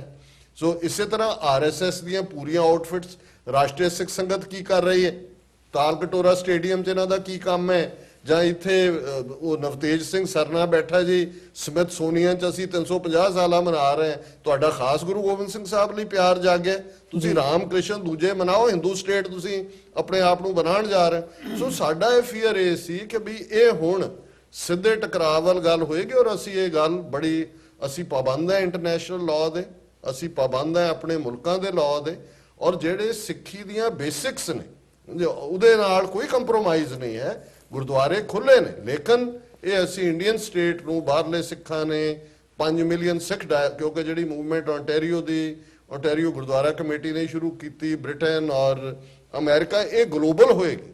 ਜੇ ਇਹਨੇ ਅਮਰਿੰਦਰ ਵਰਗੇ ਟੁੱਚੇ ਨੇ ਇਹ ਕਿਹਾ ਕਿ ਜੀ ਤੁਸੀਂ ਬਾਹਰ ਵਾਲੇ ਸਿੱਖ ਭੋਗਾਂ ਤੇ ਆਉਣ ਨੂੰ ਤਰਸੋਗੇ, ਤੇ ਉਦੋਂ ਇਹ ਮੀਡੀਆ ਨਾ ਬੋਲਿਆ, ਜਾਂ ਇਹ ਜਿਹੜੇ ਅੱਜ ਬੜੇ ਜਿਨ੍ਹਾਂ ਨੂੰ ਸਿੱਖੀ ਜਾਗ ਪਈ ਹੈ ਜੀ, ਚਾਰੋਂ ਦਰਵਾਜ਼ੇ ਖੁੱਲੇ ਨੇ ਜੀ, ਉਦੋਂ ਨਾ ਇਹਨਾਂ ਨੂੰ ਨਜ਼ਰ ਆਇਆ ਕਿ ਵੀ ਉਹ ਉੱਥੇ ਬੈਠਾ ਹਾਊ ਡੇਅਰ ਉਹ ਥ੍ਰੈਟਨ ਕਰ ਲਿਆ ਬਾਹਰਲੇ ਸਿੱਖਾਂ ਨੂੰ ਜਿਹੜੇ ਕਿ ਜਿਨ੍ਹਾਂ ਦੀ ਇੱਕ ਆਪਣੇ ਉਹ ਸੋਵਰਨ ਮੁਲਕਾਂ 'ਚ ਰਹਿ ਰਹੇ ਨੇ। ਸੋ ਮੈਂ ਸਮਝਦਾ ਵੀ ਇਹ ਅਸੀਂ ਇੱਕ ਪੋਜ਼ਿਟਿਵ ਸਟੈਪ ਲਿਆ ਔਰ ਇਹ ਇਹਨਾਂ ਨੂੰ ਸਮਝ ਆਉਣਾ ਚਾਹੀਦਾ ਇਹਨਾਂ ਦੇ ਜਿਹੜੇ ਵੀ ਟੁਚੇ ਵੀ ਨੇ ਔਰ ਦੂਜੇ ਵੀ ਕਿ now we mean business and we are serious about it ਔਰ ਕੋਈ ਵੀ ਜਿਹੜਾ ਇਹਨੂੰ ਫਲਾਊਟ ਕਰੇਗਾ ਉਹਦੇ ਕਨਸੀਕੁਐਂਸਿਸ ਦੇ ਉਹ ਖੁਦ ਜ਼ਿੰਮੇਵਾਰ ਹੋਣ। ਜੀ ਡਾਕਟਰ ਸਾਹਿਬ, ਜਿਵੇਂ ਤੁਸੀਂ ਓਵਰਆਲ ਐਲੈਬੋਰੇਟ ਕੀਤਾ, ਮੈਂ ਥੋੜਾ ਜਿਹਾ ਜਿਹੜਾ ਇੰਟਰਫੀਅਰੈਂਸ ਵਾਲਾ ਪਾਰਟ ਹੈਗਾ ਉਹਦੇ ਤੇ ਤੁਹਾਡੇ ਕੋਲੋਂ ਹੋਰ ਵਿਸਥਾਰ ਦੇ ਨਾਲ ਜਾਣਕਾਰੀ ਚਾਹੂੰਗਾ, ਕਿਉਂਕਿ ਜਿਹੜੀ ਇਹ ਇੰਟਰਫੀਅਰੈਂਸ ਹੈਗੀ ਹੈ ਗੁਰਦੁਆਰਿਆਂ ਦੇ ਵਿੱਚ ਉਹ ਕਿਸ ਤਰੀਕੇ ਨਾਲ ਕੀਤੀ ਜਾ ਰਹੀ ਹੈ, ਕਿਵੇਂ ਕੀਤੀ ਜਾ ਰਹੀ ਹੈ, ਤੇ ਜੇ ਇਹਦੀਆਂ ਤੁਸੀਂ ਕੁਝ ਐਗਜ਼ਾਮਪਲਸ ਵੀ ਸਾਨੂੰ ਦੇ ਸਕੋ, ਕਿਉਂਕਿ ਮੀਡੀਆ ਦੇ ਵਿੱਚ ਵੀ ਤੇ ਜਦੋਂ ਅਸੀਂ ਅਧਿਕਾਰਤ ਤੌਰ ਤੇ ਦੇਖਦੇ ਹਾਂ ਆਮ ਤੌਰ ਤੇ ਕਿਹਾ ਜਾ ਰਿਹਾ ਹੈ ਕਿ ਅਸੀਂ ਤਾਂ ਜੀ ਕਦੇ ਇੰਟਰਫੀਅਰ ਨਹੀਂ ਕੀਤਾ ਹੈਗਾ ਗੁਰਦੁਆਰਿਆਂ ਦੇ ਵਿੱਚ, ਸਾਡਾ ਜਾਣਾ ਆਉਣਾ ਵੀ ਨਹੀਂ ਹੈਗਾ ਤੇ ਹੋਰ ਵੀ ਨਹੀਂ ਹੈਗਾ। ਸੋ ਇਹਦੇ ਜਵਾਬ ਦੇ ਵਿੱਚ ਤੁਸੀਂ ਕੀ ਕਹਿਣਾ ਚਾਹੋਗੇ ਕਿ ਕੁਝ ਐਗਜ਼ਾਮਪਲਸ ਇਦਾਂ ਦੀਆਂ ਮਿਲਦੀਆਂ ਨੇ ਗੁਰਦੁਆਰਿਆਂ ਦੇ ਵਿੱਚ? ਹਾਂ, ਉਹਦੀ ਬੜੀ ਕਰੰਟ ਐਗਜ਼ਾਮਪਲ 4 ਦਿਨ ਪੁਰਾਣੀ, ਜਿਉਂ ਹੀ ਇੰਗਲੈਂਡ ਦੇ ਗੁਰਦੁਆਰਿਆਂ ਨੇ ਫੈਸਲਾ ਲਿਆ, ਆਸ਼ੀਸ਼ ਰॉय ਟ੍ਰਿਬਿਊਨ ਦਾ ਜਿਹੜਾ ਲੰਡਨ ਬੇਸਡ ਕੋਰਸਪੋਂਡੈਂਟ ਉਹਨੇ ਨੈਕਸਟ ਡੇ ਟ੍ਰਿਬਿਊਨ 'ਚ ਸਟੋਰੀ ਕੀਤੀ ਕਿ ਜੀ Indian consulate and high commission flouts ਦਾ ਡਿਸੀਜਨ, ਔਰ ਉਹਨਾਂ ਨੇ ਕਿਹਾ ਜੀ ਸਾਡੇ 2 ਨੁਮਾਇੰਦੇ, ਪਿਕਚਰ ਕਿਸੇ ਹੋਰ ਗੁਰਦੁਆਰੇ ਦੀ, ਉਹਦੇ 'ਚ ਵੈਸੇ ਲੰਗਰ ਛਕਣ ਗਿਆ, ਉਹ ਪਿਕਚਰ ਦੇ ਕੇ ਸਟੋਰੀ ਕੀਤੀ ਜੀ ਉਹ ਉੱਥੇ ਗਏ ਨੇ ਗੁਰਦੁਆਰਿਆਂ 'ਚ, ਫਲਾਂ ਗੁਰਦੁਆਰੇ 'ਚ ਗਏ ਔਰ ਉੱਥੇ ਉਹਨਾਂ ਨੇ ਜਾ ਕੇ ਜਿਹੜਾ ਉਹ ਕਮਿਊਨਿਟੀ ਦੇ ਨਾਲ ਇੰਟਰੈਕਟ ਕੀਤਾ ਜੀ। ਹੁਣ ਇਹਦੇ ਤੋਂ ਇਸ ਤੋਂ ਵੱਡਾ ਕੀ ਸਬੂਤ ਹੈ? ਹਾਲਾਂਕਿ ਅਜੇ ਇੰਗਲੈਂਡ ਦੇ ਗੁਰਦੁਆਰਿਆਂ ਨੇ ਜਿਹੜਾ ਇਹਨੂੰ ਇੰਪਲੀਮੈਂਟ ਕਰਨਾ ਸੀ 2 ਦਿਨ ਬਾਅਦ ਕਰਨਾ ਸੀ, ਉਹਨਾਂ ਦੀ ਇੱਕ ਫਾਰਮਲ ਗੁਰਦੁਆਰਾ ਕਮੇਟੀ ਦੀ ਮੀਟਿੰਗ ਹੋਣੀ ਸੀ, ਇਹ ਆਲਰੇਡੀ ਉਹਨਾਂ ਦਾ ਪਹਿਲਾ ਡਿਸੀਜਨ ਸੀ। ਸੋ ਜ਼ਾਹਰ ਹੈ ਕਿ ਉਹਨਾਂ ਦੀ ਇੰਟਰਫੇਰੈਂਸ ਨਾ ਸਿਰਫ ਡਾਇਰੈਕਟ ਲੈਵਲ ਤੇ ਕੈਨੇਡਾ ਦੇ ਵਿੱਚ ਟੋਰਾਂਟੋ 'ਚ ਹੋਇਆ ਕਿ ਇੱਕ ਕਿਸੇ ਦੇ ਪ੍ਰਾਈਵੇਟ ਫੰਕਸ਼ਨ ਤੇ ਆਇਆ ਔਰ ਉੱਥੇ ਬੈਠ ਕੇ ਉਹ ਆਪਣਾ ਬਣਾ ਕੇ ਅਗਲੇ ਦਿਨ ਉਹ ਫੋਟੋਆਂ ਪਾ ਰਿਹਾ ਆਪਣੇ ਤੇ ਕਿ ਜੀ ਗੁਰਦੁਆਰੇ 'ਚ ਅਸੀਂ ਗਏ ਔਰ ਇਹ ਹੋਇਆ ਉਹ ਹੋਇਆ। ਸੋ ਇਸ ਤੋਂ ਇਲਾਵਾ ਦੇਖੋ ਜਿਹੜੀ ਬਾਕੀ ਇੰਟਰਫੀਅਰੈਂਸ ਹੈ ਜੀ ਕਮੇਟੀ 'ਚ ਕਿਹਨੂੰ ਬਣਾਉਣਾ ਹੈ ਕਿਹਨੂੰ ਨਹੀਂ ਬਣਾਉਣਾ ਹੈ, ਤੁਸੀਂ ਨਿਊਯਾਰਕ ਦੇ ਕੰਟੈਕਸਟ ਤੁਹਾਨੂੰ ਸਮਝ ਹੋਏਗੀ ਕਿ ਵੀ ਕਿੱਥੇ ਕਿੱਥੇ ਇੰਟਰਫੀਅਰੈਂਸ ਹੈ। ਫਰੀਮੌਂਟ ਦੇ ਕੰਟੈਕਸਟ 'ਚ ਅਸੀਂ ਦੱਸ ਸਕਦੇ ਹਾਂ ਕਿ ਇਹਨਾਂ ਦਾ ਜਿੱਥੇ ਪੰਥ ਦੀ ਗੱਲ ਹੁੰਦੀ ਹੈ ਉਹਨਾਂ ਗੁਰਦੁਆਰਿਆਂ ਦੀਆਂ ਚੋਣਾਂ 'ਚ ਜਾਲੀ ਵੋਟਾਂ ਬਣਾਉਣ 'ਚ, ਸ਼ਿਕਾਗੋ ਵਰਗੀਆਂ ਥਾਵਾਂ ਤੇ 100 150 ਵੋਟਾਂ ਜਿਹੜੀਆਂ ਨੇ ਉਹ ਹਿੰਦੂਆਂ ਦੀਆਂ ਬਣਾਈਆਂ ਹੁੰਦੀਆਂ ਵੀ ਤੁਸੀਂ ਮੰਦਿਰ 'ਚ ਜਾਓ। ਅਸੀਂ ਹਰ ਧਰਮ ਦਾ ਸਤਿਕਾਰ ਕਰਦੇ ਹਾਂ, ਜੇ ਕੋਈ ਇੱਕ ਟੋਪੀ ਲਾ ਕੇ ਮੱਥੇ ਦੇ ਉੱਤੇ ਉਹਦੇ ਤਿਲਕ ਲੱਗਾ ਹੋਇਆ ਹੈ ਉਹ ਮੱਥਾ ਟੇਕ ਸਕਦਾ ਹੈ ਆ ਕੇ, ਜੇ ਉਹ ਵੋਟਰ ਹੈ ਵੋਟਾਂ ਪਾਉਣ ਵੇਲੇ ਤਾਂ ਫਿਰ ਉਹ ਕਿਹਦੀ ਇੰਟਰਫੇਰੈਂਸ ਹੈ, ਕੌਣ ਉਹਨਾਂ ਨੂੰ ਲਿਆ ਰਿਹਾ? ਸੋ ਇਹਦੇ 'ਚ ਤਾਂ ਔਰ ਮੈਂ ਜਿਵੇਂ ਸੌਫਟ ਟਾਰਗੇਟ ਦਾ ਕੀਤਾ ਵੀ ਗੱਲ ਇੱਥੋਂ ਤੱਕ ਨਹੀਂ ਹੈ, ਜਥੇਬੰਦੀਆਂ 'ਚ ਇੰਟਰਫੇਰੈਂਸ ਔਰ ਕਿਵੇਂ 에ਅਰ ਇੰਡੀਆ ਵਰਗਾ ਹਾਦਸਾ ਕਰਵਾਉਣ 'ਚ ਉਹਨਾਂ ਦਾ ਸਮੁੱਚਾ ਔਰ ਉਹ ਸਭ ਤੋਂ ਵੱਡਾ ਜਿਹੜਾ ਸਾਡੇ ਸਿਰ ਦੇ ਉੱਤੇ ਦਹਿਸ਼ਤਗਰਦੀ ਦਾ ਇਹਨਾਂ ਨੇ ਕਲੰਕ ਲਾਉਣ ਦੀ ਕੋਸ਼ਿਸ਼ ਕੀਤੀ ਹੈ, ਤਾਂ thanks to British Columbia Supreme Court ਕਿ ਵੀ ਉਹਨਾਂ ਨੇ ਜਿਹੜਾ ਉਹ ਸਾਰੀ ਖੇਡ ਨੂੰ ਦੇਖ ਲਿਆ, ਕਿਸੇ ਨੂੰ ਉਹਨਾਂ ਨੇ ਸਿੱਖ ਨੂੰ ਦੋਸ਼ੀ ਨਹੀਂ ਮੰਨਿਆ ਹੈ। ਲੇਕਿਨ ਇਹਨਾਂ ਨੇ ਤਾਂ ਇੰਨੀ ਖਤਰਨਾਕ ਚਾਲ ਚੱਲੀ ਔਰ ਇਹਨਾਂ ਦੇ ਲਗਾਤਾਰ ਮਿਸ਼ਨ, ਹਾਈ ਕਮਿਸ਼ਨ, ਐਮਬੈਸੀਆਂ, ਕੌਂਸੂਲੇਟ ਬਲੈਕ ਲਿਸਟਾਂ ਦੇ ਨਾਂ ਥੱਲੇ, ਜਦੋਂ ਤੁਸੀਂ ਕਹਿੰਦੇ ਹੋ ਜੀ ਬਲੈਕ ਲਿਸਟ ਹੈ ਜੀ ਤੁਹਾਡੀ ਫਲਾਣੇ ਦਾ ਨਾਂ ਹੈ ਜੀ, ਜਾਂ ਤੁਸੀਂ ਇਹ ਵੀਜ਼ਾ ਲੈਣ ਜਾਓ, ਇਹ ਕੀ ਹੈ? ਇੰਟਰਫੇਰੈਂਸ ਨਹੀਂ ਤਾਂ ਹੋਰ ਕੀ ਹੈ? ਸੋ ਜਿਹੜੇ ਫਿਰ ਗੋਡੇ ਟੇਕ ਦਿੰਦੇ ਨੇ ਉਹਨਾਂ ਨੂੰ ਫਿਰ ਇਸਤੇਮਾਲ ਕਰਦੇ ਨੇ ਜਥੇਬੰਦੀਆਂ 'ਚ ਵੀ ਗੁਰਦੁਆਰਿਆਂ 'ਚ ਵੀ। ਔਰ ਇਹਦੇ 'ਚ ਕੋਈ ਸ਼ੱਕ ਨਹੀਂ ਹੈ ਕਿ ਇਹਨਾਂ ਦੇ ਸਾਰੀਆਂ ਐਮਬੈਸੀਆਂ, ਕੌਂਸੂਲੇਟ, ਹਾਈ ਕਮਿਸ਼ਨ ਇਸ ਕੰਮ ਦੇ ਉੱਤੇ ਗੁਰਦੁਆਰਿਆਂ ਦੇ ਉੱਤੇ ਜਿਹੜਾ ਹੈ ਔਰ ਸਿੱਖ ਜਥੇਬੰਦੀਆਂ 'ਚ ਘੁਸਪੈਠ ਲਈ ਰਹੇ ਨੇ ਔਰ ਇਹਦੇ ਨਾਲ ਇੱਕ ਲਾਈਨ ਖਿੱਚੀ ਗਈ ਹੈ। ਸਾਡੇ ਤੋਂ ਵੀ ਹੋਣਗੇ ਗੁਰਦੁਆਰੇ ਜਿਹੜੇ ਨੇਰੇ ਸਵੇਰੇ ਜਾਂਦੇ ਸੀ, ਹੁਣ ਉਹਨਾਂ ਨੂੰ ਵੀ ਘੱਟੋ ਘੱਟ ਖਬਰ ਹੋ ਗਈ ਕਿ ਭਾਈ ਇਹ ਲਾਈਨ ਜਿਹੜੀ ਹੈ ਹੁਣ ਇਹ ਜਿਹੜੀ ਹੈ ਸਿੱਖ ਨੇਸ਼ਨ ਨੂੰ ਐਕਸੈਪਟੇਬਲ ਨਹੀਂ ਹੋਏਗੀ। ਜੀ ਪੰਨੂ ਸਾਹਿਬ, ਤੁਹਾਡੇ ਵੱਲ ਆਈਏ, ਜਿਵੇਂ ਕਿ ਕੈਨੇਡਾ ਦੇ ਵਿੱਚ ਜਦੋਂ ਇਹ ਫੈਸਲਾ ਲਿਆ ਗਿਆ ਓਨਟਾਰੀਓ ਦੇ ਗੁਰਦੁਆਰਾ ਸਾਹਿਬਾਨਾਂ ਵੱਲੋਂ, ਹਾਲਾਂਕਿ ਉਹ ਤੋਂ ਬਾਅਦ ਬ੍ਰਿਟਿਸ਼ ਕੋਲੰਬੀਆ ਤੇ ਅਲਬਰਟਾ ਦੇ 16 ਗੁਰਦੁਆਰਾ ਸਾਹਿਬਾਨਾਂ ਨੇ ਵੀ ਇਸੇ ਲਾਈਨ ਦੇ ਉੱਪਰ ਜਿਹੜੀ ਹੈ ਸਟੇਟਮੈਂਟ ਜਾਰੀ ਕੀਤੀ ਹੈ, ਪਰ ਕਿਤੇ ਨਾ ਕਿਤੇ ਜਦੋਂ ਅਸੀਂ ਦੇਖਦੇ ਹਾਂ ਉਹਨਾਂ ਦੇ ਵਿੱਚੋਂ ਕੁਝ ਗੁਰਦੁਆਰਾ ਸਾਹਿਬਾਨ ਦੇ ਮੈਂਬਰ ਜਾਂ ਹੋਰਾਂ ਦੀਆਂ ਇੰਡੀਵਿਜੂਅਲ ਸਟੇਟਮੈਂਟਸ ਵੀ ਆਈਆਂ ਨੇ ਕਿ ਅਸੀਂ ਇਸ ਫੈਸਲੇ ਦੇ ਨਾਲ ਸਹਿਮਤ ਨਹੀਂ ਹੈਗੇ, ਅਸੀਂ ਜਿਹੜੀ ਹੈਗੀ ਹੈ ਗੁਰਦੁਆਰਾ ਸਾਹਿਬਾਨਾਂ ਤੇ ਵਿੱਚ ਕੋਈ ਵੀ ਜਿਹੜੀ ਇੱਦਾਂ ਦੀ ਪਾਬੰਦੀ ਦੀ ਲਾਈਨ ਨਹੀਂ ਹੈਗੀ। ਉਹ ਬਾਹਰੋਂ ਵੀ ਇੰਟਰੈਕਸ਼ਨ ਦੇ ਹਵਾਲੇ ਨਾਲ ਤੇ ਅਦਰਵਾਈਜ਼ ਜਿਹੜੇ ਮੈਂਬਰ ਨੇ ਗੁਰਦੁਆਰਾ ਸਾਹਿਬਾਨਾਂ ਦੇ ਵਿੱਚ ਉਹਨਾਂ ਵੱਲੋਂ ਵੀ ਇੱਦਾਂ ਦੀ ਲਾਈਨ ਦੇਖਣ ਨੂੰ ਮਿਲੀ ਹੈ। ਤੁਸੀਂ ਜਦੋਂ ਇੱਥੇ ਵਿਚਰ ਰਹੇ ਹੋ ਅਮਰੀਕਨ ਗੁਰਦੁਆਰਾ ਪ੍ਰਬੰਧਕ ਕਮੇਟੀ ਦੇ ਹਵਾਲੇ ਨਾਲ, ਤੁਸੀਂ ਕੀ ਕਹਿਣਾ ਚਾਹੋਗੇ ਕਿ ਇੱਦਾਂ ਦਾ ਜਿਹੜੇ 96 ਗੁਰਦੁਆਰਿਆਂ ਦੀ ਗੱਲ ਇੱਥੇ ਕੀਤੀ ਜਾ ਰਹੀ ਹੈ ਅਮਰੀਕਾ ਦੇ ਵਿੱਚ, ਉਹਨਾਂ ਦੇ ਵਿੱਚ ਵੀ ਦੇਖਣ ਨੂੰ ਮਿਲ ਸਕਦਾ ਇੱਦਾਂ ਦਾ ਰੁਝਾਨ? ਸਭ ਤੋਂ ਪਹਿਲਾਂ ਵਾਹਿਗੁਰੂ ਜੀ ਕਾ ਖਾਲਸਾ ਵਾਹਿਗੁਰੂ ਜੀ ਕੀ ਫਤਿਹ ਜੀ। ਸਭ ਤੋਂ ਪਹਿਲਾਂ ਮੈਂ ਟੀਵੀ 84 ਦੇ ਸਾਰੇ ਹੀ ਦਰਸ਼ਕ ਟੀਵੀ ਵੇਖ ਰਹੇ ਉਹਨਾਂ ਦਾ ਧੰਨਵਾਦ ਕਰਦਾ ਟੀਵੀ 84 ਦਾ ਕਿ ਜਿਹੜਾ ਟਾਈਮ ਪਰ ਟਾਈਮ ਸਿੱਖ ਕੌਮ ਦੀ ਆਵਾਜ਼ ਹੱਕ ਸੱਚ ਦੀ ਆਵਾਜ਼ ਜਿਹੜੀ ਆ ਉਹ ਸਰੋਤਿਆਂ ਤੱਕ ਪਹੁੰਚਾਉਂਦੇ ਰਹਿੰਦੇ ਨੇ। ਮੈਂ ਤੁਹਾਡਾ ਧੰਨਵਾਦ ਕਰਦਾ। ਦੂਸਰਾ ਕੁਐਸਚਨ ਜਿਹੜਾ ਟੋਰਾਂਟੋ ਤੋਂ ਗੱਲ ਤੁਰੀ ਅੰਟਾਰੀਓ ਤੋਂ ਜੀ ਦੇਖੋ ਜਿਹੜੇ ਕੁਛ ਨਾ ਕੁਛ ਬੰਦੇ ਤੇ ਚਾਰ ਸਵੇਰੇ ਹੁੰਦੇ ਹੀ ਨੇ ਨਾ ਉਹ ਫਿੱਟ ਆਲਰੇਡੀ ਕੀਤੇ ਹੀ ਹੁੰਦੇ ਇਹਨਾਂ ਨੇ ਹੈ ਸਾਡੇ ਸੂਫ ਜੀ ਨੇ ਪਰ ਉਹਨਾਂ ਦੇ ਉੱਤੋਂ ਸਾਨੂੰ ਥੋੜਾ ਜਿਹਾ ਸੁਚੇਤ ਹੋਣ ਦੀ ਬਹੁਤ ਜ਼ਰੂਰਤ ਆ। ਮੇਰੇ ਖਿਆਲ ਸਿੱਖ ਅੱਜ ਕੱਲ ਜਿਉਂ ਦਾ ਸੋਸ਼ਲ ਨੈਟਵਰਕ ਚੱਲਿਆ ਖਾਸ ਕਰਕੇ ਲੋਕਾਂ ਦੇ ਵਿੱਚ ਬਹੁਤ ਜ਼ਿਆਦਾ ਅਵੇਅਰਨੈਸ ਜਿਹੜੀ ਆ ਉਹ ਆ ਚੁੱਕੀ ਆ ਜੀ ਲੋਕਾਂ ਨੂੰ ਪਤਾ ਲੱਗ ਚੁੱਕਾ ਕਿਹੜਾ ਕਿਹੜਾ ਬੰਦਾ ਜਿਹੜਾ ਵਾ ਉਹ ਜਾ ਕੇ ਸਾਡੀ ਜਿਹੜੀਆਂ ਉੱਥੇ ਕੰਪਲੇਂਟਸ ਜਿਹੜੀਆਂ ਕੌਂਸਲਟਾਂ ਦੇ ਅੰਦਰ ਜਾ ਕੇ ਕਰਦਾ। ਉਹਨਾਂ ਦੇ ਵਿੱਚ ਬੜੇ ਬੜੇ ਬੰਦੇ ਬੈਠੇ ਨੇ ਸਾਡੇ ਸਿੱਖੀ ਸੂਬ ਦੇ ਵਿੱਚ ਪਰ ਉਹ ਅਸਲੀ ਸਿੱਖ ਨਹੀਂ ਗੇ। ਜੀ ਜਿਹੜੀ ਆਰਐਸਐਸ ਦੀ ਸਾਰੀ ਜਿਹੜੀ ਗੇਮ ਹੈ ਨਾ ਉਹ ਸਾਡੇ ਸੂਬ ਦੇ ਵਿੱਚ ਹੀ ਲਿਆ ਕੇ ਫਿੱਟ ਕੀਤੀ ਗਈ ਆ। ਪਰ ਸਾਨੂੰ ਬੜੀ ਦੂਰ ਅੰਦੇਸ਼ੀ ਦੇ ਨਾਲ ਅੱਜ ਸੋਚਣ ਦੀ ਲੋੜ ਆ ਕਿ ਸਾਡੇ ਵਿੱਚ ਕਿਹੜੇ ਕਿਹੜੇ ਬੰਦੇ ਨੇ ਗੁਰਦੁਆਰਿਆਂ ਦੇ ਵਿੱਚ। ਆਪਾਂ ਨੂੰ ਪਤਾ ਹੀ ਅੱਜ ਕੱਲ ਜਿਹੜੀਆਂ ਲੜਾਈਆਂ ਜਿਹੜੀਆਂ ਗੁਰਦੁਆਰਿਆਂ 'ਚ ਕਰਾਈਆਂ ਜਾਂਦੀਆਂ ਉਹਨਾਂ ਦੇ ਵਿੱਚ ਉਹਨਾਂ ਦੇ ਕਈ ਬੰਦੇ ਏਜੰਟ ਬੈਠੇ ਆ। ਉਹ ਸਾਰੇ ਲੋਕਾਂ ਨੂੰ ਤਕਰੀਬਨ ਇਸ ਵੇਲੇ ਹੁਣ ਪਤਾ ਲੱਗ ਚੁੱਕਾ ਜਿੰਨੀਆਂ ਪੰਥਕ ਧਿਰਾਂ ਨੇ ਜਥੇਬੰਦੀਆਂ ਨੇ ਇਹ ਬੜੀ ਦੂਰ ਅੰਦੇਸ਼ੀ ਦੇ ਨਾਲ ਸੋਚ ਰਹੀਆਂ ਨੇ। ਉਹਨਾਂ ਬੰਦਿਆਂ ਦਾ ਸਾਥ ਨਾਲ ਦਿੰਦੀਆਂ ਨੇ ਜਿਹੜੀਆਂ ਗੁਰਦੁਆਰਿਆਂ ਦੀਆਂ ਕਮੇਟੀਆਂ ਦੇ ਵਿੱਚ ਵੀ ਆਹ ਬੰਦੇ ਜਿਹੜੇ ਪੰਥਕ ਨੇ ਇਹ ਬੰਦੇ ਜਿਹੜੇ ਦੂਸਰੇ ਪਾਸੇ ਨੇ। ਜੀ। ਇਹ ਸਾਰਾ ਸਭ ਆਪਾਂ ਨੂੰ ਦੇਖਣ ਨੂੰ ਮਿਲਦਾ ਵਾ। AGPC ਦੇ ਕਾਫੀ ਪੁਰਾਣੇ ਮੇਰੇ ਖਿਆਲ 20-25 ਸਾਲ ਤੋਂ ਕੰਮ ਕਰ ਰਹੀ ਆ ਜਿਹਦੇ ਵਿੱਚ ਸਾਰੇ ਅਮਰੀਕਾ ਦੇ ਗੁਰਦੁਆਰੇ ਜਿਹੜੇ ਇਨਵਾਲਵ ਨੇ। ਕੁਝ ਗੁਰਦੁਆਰੇ ਛੋਟੇ ਨੇ ਜਿੱਦਾਂ SGPC ਪੰਜਾਬ ਦੇ ਵਿੱਚ ਆ ਉਸੇ ਤਰ੍ਹਾਂ ਹੀ AGPC ਅਮਰੀਕਾ ਦੇ ਵਿੱਚ ਆ। ਇਹਦੇ ਵਿੱਚ ਛੋਟੇ ਗੁਰਦੁਆਰੇ ਕਈ ਵਾਰੀ ਇਨਵਾਲਵਮੈਂਟ ਉਹਨਾਂ ਦੀ ਘੱਟ ਆ ਨਹੀਂ ਆਏ ਪਰ ਇਹਦੇ ਵਿੱਚ ਜਿਹੜੇ 70-76 ਗੁਰਦੁਆਰੇ ਨੇ ਜਿਹੜੇ ਆਲਰੇਡੀ ਇਹਦੇ ਮੈਂਬਰ ਹੈਗੇ ਨੇ। ਜੀ ਇਹਨਾਂ ਸਾਰਿਆਂ ਦੀ ਕੋਆਰਡੀਨੇਸ਼ਨ ਹੁੰਦੀ ਰਹਿੰਦੀ ਆ। ਆਪੋ ਵਿੱਚ ਦੀ ਗੱਲਬਾਤ ਕਰਦੇ ਨੇ ਹਰ 5-6 ਸਾਲ ਬਾਅਦ ਜਿਹੜੀ ਇਹਦੀ ਸਿਲੈਕਸ਼ਨ ਫਿਰ ਕੀਤੀ ਜਾਂਦੀ ਆ ਗੁਰਦੁਆਰਿਆਂ ਦੇ ਵਿੱਚੋਂ। ਤਾਂ ਮਤਲਬ ਤੁਹਾਡਾ ਕਹਿਣ ਦਾ ਇਹ ਹੈ ਵੀ ਜਿਹੜੀਆਂ ਇਹ ਸਟੇਟਮੈਂਟਸ ਕੈਨੇਡਾ ਦੇ ਵਿੱਚੋਂ ਵੀ ਆਈਆਂ ਨੇ ਉਹ ਜਿਹੜੇ ਇੰਡੀਅਨ ਗਵਰਨਮੈਂਟ ਦੇ ਉਹਨਾਂ ਦੇ ਪਿੱਠੂ office- ਜਿਹੜੇ ਨੇ ਉਹਨਾਂ ਵੱਲੋਂ ਆਈਆਂ ਉਹਨਾਂ ਨੇ। ਵੱਲੋਂ ਸੋ ਆ ਜਿਹੜੇ ਰਹੀਆਂ। ਗੁਰਦੁਆਰਾ ਸਾਹਿਬਾਨਾਂ ਔਰ ਵੱਲੋਂ ਜਿਹੜੇ ਈਵਨ ਮੀਡੀਆ ਨੇ ਦਿੱਤੀ ਉਹਨੇ ਡਿਸਟੋਰਟ ਕੀਤੀ। ਉਹਨਾਂ ਹੀ ਬੰਦਿਆਂ ਨੇ ਮੁੜ ਕੇ ਕਲੈਰੀਫਿਕੇਸ਼ਨ ਦਿੱਤੀ ਕਿ ਅਸੀਂ ਇਹ ਨਹੀਂ ਕਿਹਾ ਹੈ ਬਿਲਕੁਲ ਹਾਂ ਮੈਂ ਤੁਹਾਨੂੰ ਦੱਸ ਰਿਹਾ ਇੱਕ ਬੰਦੇ ਦਾ ਨਾਂ ਆਇਆ ਸੀ ਕੈਨੇਡਾ ਦੇ ਵਿੱਚੋਂ ਜੀ ਪਰ ਉਸ ਬੰਦੇ ਦੀ ਸਟੇਟਮੈਂਟ ਮੁੜ ਕੇ ਫਿਰ ਦੁਬਾਰਾ ਆਈ ਕਿ ਮੇਰਾ ਇਹ ਬਿਆਨ ਨਹੀਂਗਾ ਨਾ ਮੈਂ ਦਿੱਤਾ। ਮੈਂ ਆਪਣੇ ਭਰਾਵਾਂ ਦੇ ਨਾਲ ਆ ਜਿਹੜੇ ਗੁਰਦੁਆਰਿਆਂ ਦੇ ਵਿੱਚ ਸਾਡੇ ਫੈਸਲੇ ਲਏ ਗਏ ਨੇ ਮੈਂ ਉਹਨਾਂ ਦੇ ਨਾਲ ਆ। ਸਾਡੀ ਇਹਨਾਂ ਜਿਹੜੇ ਬੰਦੇ ਨੇ ਜਿਹੜੇ ਸਾਡੀਆਂ ਬਲੈਕ ਲਿਸਟਾਂ ਜੇ ਬਣਾ ਸਕਦੇ ਨੇ ਤੇ ਫਿਰ ਸਾਡੇ ਗੁਰਦੁਆਰਿਆਂ 'ਚ ਇਹਨਾਂ ਦਾ ਕੰਮ ਕੀ ਆਉਣਾ। ਜੀ ਜੇ ਮਤਲਬ ਸਾਡੇ ਗੁਰਦੁਆਰਿਆਂ ਦੇ ਵਿੱਚ ਸਾਡੀਆਂ ਬਲੈਕ ਲਿਸਟਾਂ ਬਣਾ ਕੇ ਉੱਥੇ ਕਰਦੇ ਨੇ ਸਾਡੇ ਛੋਟੇ ਬੱਚੇ ਜਿਹੜੇ ਇੱਥੋਂ ਅੱਜਕੱਲ ਜਾਂਦੇ ਨੇ ਸਿਟੀਜ਼ਨ ਨੇ ਉਹ ਕੋਈ ਭਾਵੇਂ ਇੰਗਲੈਂਡ ਦਾ ਹੋਵੇ ਭਾਵੇਂ ਕੈਨੇਡਾ ਦਾ ਹੋਵੇ ਭਾਵੇਂ ਅਮਰੀਕਾ ਦਾ ਭਾਵੇਂ ਆਸਟ੍ਰੇਲੀਆ ਦਾ ਉਹ ਬੰਦੇ ਇੱਥੋਂ ਦੇ ਸਿਟੀਜ਼ਨ ਨੇ। ਉਹ ਜੇ ਡੱਕਣਾ ਹੈਗਾ ਤੇ ਉਹ ਉਹਨਾਂ ਨੂੰ 에ਅਰਪੋਰਟਾਂ 'ਤੇ ਡੱਕ ਸਕਦੇ ਆ।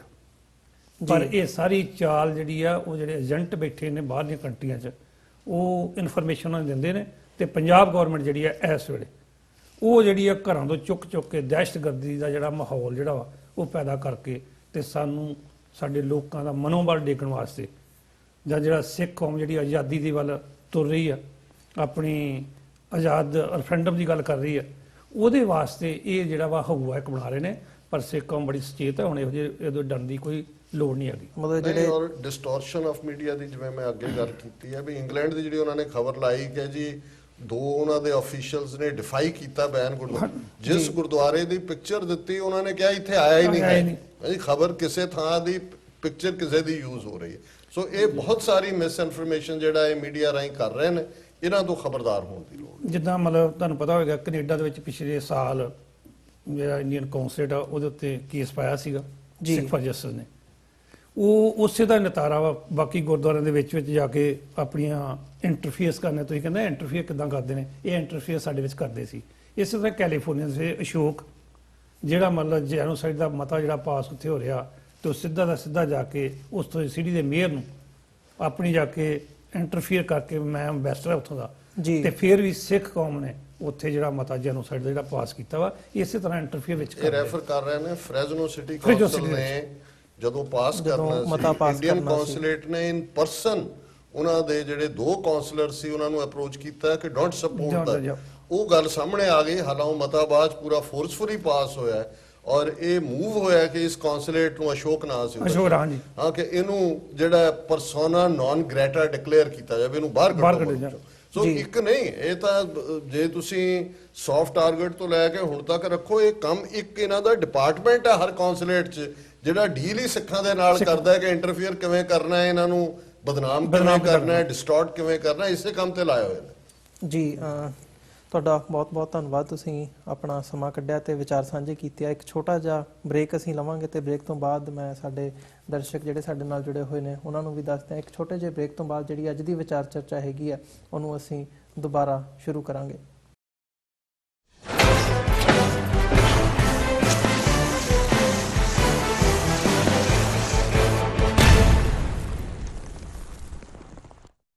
ਵਿਊਅਰਸ, ਬ੍ਰੇਕ ਤੋਂ ਬਾਅਦ ਤੁਹਾਡਾ ਸਵਾਗਤ ਹੈ। ਜਿਵੇਂ ਕਿ ਅਸੀਂ ਗੱਲ ਕਰ ਰਹੇ ਸੀ, ਜਿਹੜਾ ਥਰੂ ਆਊਟ ਵਰਲਡ ਵਾਈਡ, ਖਾਸ ਤੌਰ ਤੇ ਜਦੋਂ ਅਸੀਂ UK, ਕੈਨੇਡਾ ਤੇ ਅਮਰੀਕਾ ਦੀ ਗੱਲ ਕਰਦੇ ਹਾਂ, ਇੱਥੇ ਦੇ ਗੁਰਦੁਆਰਾ ਸਾਹਿਬਾਨਾਂ ਦੇ ਵਿੱਚ ਭਾਰਤ ਦੇ ਜਿਹੜੇ ਅਫੀਸ਼ੀਅਲਸ ਹੈਗੇ ਆ, ਇੱਥੋਂ ਦੇ ਕੌਂਸੂਲੇਟ ਦੇ ਅਫੀਸ਼ੀਅਲਸ ਹੈਗੇ ਆ, ਉਹਨਾਂ ਨੂੰ ਸਟੇਜਾਂ ਤੇ ਆਉਣ ਦੀ ਜਿਹੜੀ ਪਾਬੰਦੀ ਹੈ ਉਸ ਤੇ ਅਸੀਂ ਵਿਚਾਰ ਚਰਚਾ ਕਰ ਰਹੇ ਸੀ। ਵੱਖ-ਵੱਖ ਨੁਕਤਿਆਂ ਤੋਂ ਗੱਲਬਾਤ ਕੀਤੀ ਹੈ ਤੇ ਖਾਸ ਤੌਰ ਤੇ ਜਿਹੜੇ ਨੁਮਾਇੰਦੇ ਈਸਟ ਕੋਸਟ ਸਿੱਖ ਕੋਆਰਡੀਨੇਸ਼ਨ ਕਮੇਟੀ ਦੇ ਸਰਦਾਰ ਹਿੰਮਤ ਸਿੰਘ, ਖਾਲਿਸਤਾਨ ਅਫੇਅਰ ਸੈਂਟਰ ਦੇ ਸੰਚਾਲਕ ਡਾਕਟਰ ਅਮਰਜੀਤ ਸਿੰਘ ਤੇ ਸਿੱਖਸ ਫॉर ਜਸਟਿਸ ਦੇ ਕੋਆਰਡੀਨੇਟਰ, ਅਮਰੀਕਨ ਗੁਰਦੁਆਰਾ ਪ੍ਰਬੰਧਕ ਕਮੇਟੀ ਦੇ ਵਾਈਸ ਪ੍ਰੈਜ਼ੀਡੈਂਟ ਸਰਦਾਰ ਅਵਤਾਰ ਸਿੰਘ ਪੰਨੂ, ਇਹਨਾਂ ਵੱਲੋਂ ਮੁੱਖ ਤੌਰ ਤੇ ਇਹ ਗੱਲ ਸਪਸ਼ਟ ਕੀਤੀ ਗਈ ਹੈ ਕਿ ਗੁਰਦੁਆਰਿਆਂ ਦੇ ਵਿੱਚ ਆਉਣ ਤੇ ਕੋਈ ਪਾਬੰਦੀ ਨਹੀਂ ਹੈਗੀ, ਪਰ ਅਧਿਕਾਰਤ ਤੌਰ ਤੇ ਜਿਹੜੀ ਸਟੇਜ ਤੇ ਪਾਬੰਦੀ ਲਾਈ ਗਈ ਹੈ ਵੀ ਸਟੇਜ ਤੇ ਆ ਕੇ ਉਹ ਆਪਣਾ ਜਿਹੜਾ ਪ੍ਰੋਪੇਗੈਂਡਾ ਹੈਗਾ ਉਹ ਨਹੀਂ ਇੱਥੇ ਕਰ ਸਕਣਗੇ। ਸੋ ਇਸ ਜਿਹੜੀ ਵਿਚਾਰ ਚਰਚਾ ਹੈਗੀ ਹੈ ਇਹਨੂੰ ਅਸੀਂ ਅੱਗੇ ਤੋਰਦੇ ਹਾਂ। ਹਿੰਮਤ ਸਿੰਘ ਜੀ, ਤੁਹਾਡੇ ਕੋਲ ਵੱਲ ਮੈਂ ਦੁਬਾਰਾ ਆਉਣਾ।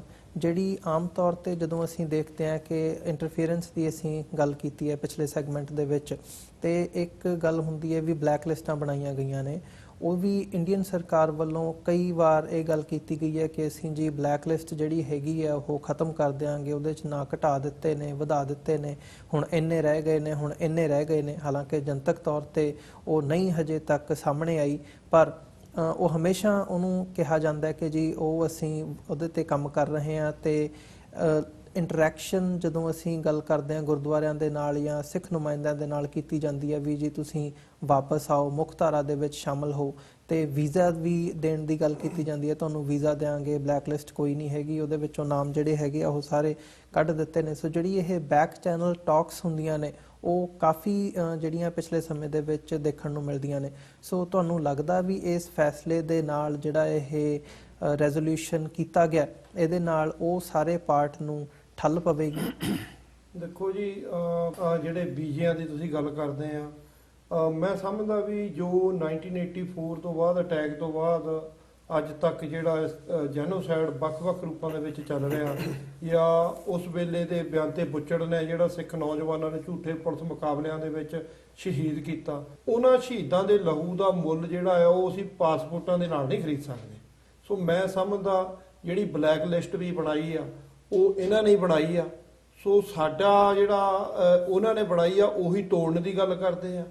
ਤੇ ਅੱਜ ਜਦੋਂ ਅਸੀਂ ਦੇਖਦੇ ਅੱਜ ਦੇ ਸਮੇਂ ਦੇ ਵਿੱਚ ਵਿਦੇਸ਼ਾਂ ਵਿੱਚ ਬੈਠੇ ਹੋਏ ਨੌਜਵਾਨਾਂ ਤੇ ਜਿਹੜੇ ਆ ਭਾਰਤ ਵਿੱਚ ਬੈਠੇ ਹੋਏ ਵੀ ਦੇਸ਼ ਧਰੋਹ ਦੇ ਮੁਕੱਦਮੇ ਪਾ ਦਿੰਦੇ ਆ, ਜਦ ਕਿ ਸਿੱਖ ਜਿਹੜੇ ਆ ਨੌਜਵਾਨ ਵਿਦੇਸ਼ਾਂ 'ਚ ਬੈਠੇ ਹੋਏ ਇੱਕ ਕਾਨੂੰਨ ਦੇ ਦਾਇਰੇ ਵਿੱਚ ਡੈਮੋਕ੍ਰੇਸੀ ਦੇ ਤਰੀਕੇ ਨਾਲ ਉਹ ਆਪਣੇ ਉਸ ਹੋਮਲੈਂਡ ਦੀ ਗੱਲ ਕਰਦੇ ਆ, ਉਸ ਪੰਜਾਬ ਦੀ ਗੱਲ ਕਰਦੇ ਆ ਜਿੱਥੇ ਪੰਜਾਬੀਅਤ ਦਾ ਸਾਹ ਘੁੱਟ ਰਿਹਾ। ਕਿਉਂਕਿ ਹੁਣ ਜਿਹੜਾ ਭਗਵਾ ਕਰਨ, ਜਿਹੜਾ ਹਿੰਦੂਤਵ ਦਾ ਏਜੰਡਾ ਨਰਿੰਦਰ ਮੋਦੀ ਦੇ ਪ੍ਰਧਾਨ ਮੰਤਰੀ ਬਣਨ ਤੋਂ ਬਾਅਦ ਗੋਆ ਦੇ ਵਿੱਚ 365 ਜਿਹੜੀਆਂ ਜਥੇਬੰਦੀਆਂ, ਜਿਨ੍ਹਾਂ ਦੇ ਵਿੱਚ ਬਜਰੰਗ ਦਲ, ਸ਼ਿਵ ਸੈਨਾ ਔਰ RS ਜਿਹੜੀਆਂ ਕੱਟੜਪੰਥੀ ਹਿੰਦੂ ਜਥੇਬੰਦੀਆਂ, ਜਿਨ੍ਹਾਂ ਨੂੰ ਫੰਡਿੰਗ ਜਿਹੜੀ ਮੁਹੱਈਆ ਸੈਂਟਰ ਕਰਾ ਰਿਹਾ, ਉਹਨਾਂ ਦਾ ਏਜੰਡਾ ਕੀ ਆ ਮੋਹਨ ਭਗਵਤ ਦਾ ਕਿ 2023 ਦੇ ਵਿੱਚ ਭਾਰਤ ਨੂੰ ਹਿੰਦੂ ਰਾਸ਼ਟਰ ਜਿਹੜਾ ਅਸੀਂ ਐਲਾਨ ਕਰ ਦੇਣਾ ਆ, ਕਿ ਉੱਥੇ ਸਾਰੇ ਹੀ ਹਿੰਦੂ ਆ। ਸੋ ਜਦ ਕਿ ਇਹ ਚੀਜ਼ਾਂ ਜਿਹੜਾ ਭਾਰਤ ਨੂੰ ਜਦੋਂ ਆਜ਼ਾਦੀ ਆ ਉਹਦੇ ਵਿੱਚ ਜਿਹੜੀਆਂ 95% ਕੁਰਬਾਨੀਆਂ ਸਿੱਖਾਂ ਦੀਆਂ ਰਹੀਆਂ ਆ। ਸੋ ਸਿੱਖਾਂ ਦੇ ਨਾਲ ਜਿਹੜੀਆਂ ਬਦਸਲੂਕੀਆਂ ਉੱਥੇ ਹੋ ਰਹੀਆਂ, ਜੇ ਅਸੀਂ ਆਪਣੇ ਅਮਰੀਕਨ ਜਿਹੜੇ ਐਕਸ ਪ੍ਰੈਜ਼ੀਡੈਂਟ ਬਿਲ ਕਲਿੰਟਨ ਜੀ ਹੋਏ ਆ, ਉਹਨਾਂ ਨੇ ਆਪਣੀ ਬੁੱਕ ਦੇ ਵਿੱਚ ਵੀ ਮੈਂਸ਼ਨ ਕੀਤਾ ਜਦੋਂ ਭਾਰਤ ਦੀ ਫੇਰੀ ਤੇ ਸਨ, ਜਿਹੜਾ 36 ਸਿੰਘਪੁਰਾ ਦੇ ਵਿੱਚ ਉੱਥੇ ਸਿੱਖ ਮਾਰੇ ਗਏ ਆ ਨਾ, ਉਹ ਸਰਕਾਰ ਨੇ ਖੁਦ ਉੱਥੇ ਉਹਨਾਂ ਦਾ ਜਿਹੜਾ ਅਟਲ ਬਿਹਾਰੀ ਵਾਜਪਾਈ ਉਸ ਵੇਲੇ ਦਾ ਪ੍ਰਧਾਨ ਮੰਤਰੀ ਸੀ, ਉਹਨਾਂ ਨੇ ਖੁਦ ਉਹ ਕਤਲੇਆਮ ਜਿਹੜੀ ਆ ਸਿੱਖਾਂ ਨੂੰ ਮਰਵਾਇਆ, ਸ਼ਹੀਦ ਕੀਤਾ। ਸੋ ਉਹ ਚੀਜ਼ਾਂ ਜਿਹੜੀਆਂ ਆ ਇਹ ਅੱਜ ਵੀ ਉਹ ਕਿਸੇ ਨਾ ਕਿਸੇ ਰੂਪ ਦੇ ਵਿੱਚ ਪੂਰੇ ਭਾਰਤ ਦੇ ਵਿੱਚ, ਜੇ ਅਸੀਂ ਗੱਲ ਕਰਦੇ ਹਾਂ ਗੁਰਦੁਆਰਾ ਗਿਆਨ ਗੋਦੜੀ ਹਨਾ, ਉਹਦੇ ਉੱਤੇ RSS ਦਾ ਕਬਜ਼ਾ, ਜੇ ਅਸੀਂ ਇੰਦੌਰ ਦੇ ਵਿੱਚ ਪਿਛਲੇ ਦਿਨਾਂ ਦੇ ਵਿੱਚ ਦੇਖਿਆ ਮਿਊਨਿਸਪਲ ਕਮੇਟੀ ਨੇ ਗੁਰਦੁਆਰਾ ਸਾਹਿਬ ਢਾਹ ਢੇਰੀ ਕਰਤਾ, ਗਰਾਊਂਡ ਕਰਤਾ ਉੱਥੇ।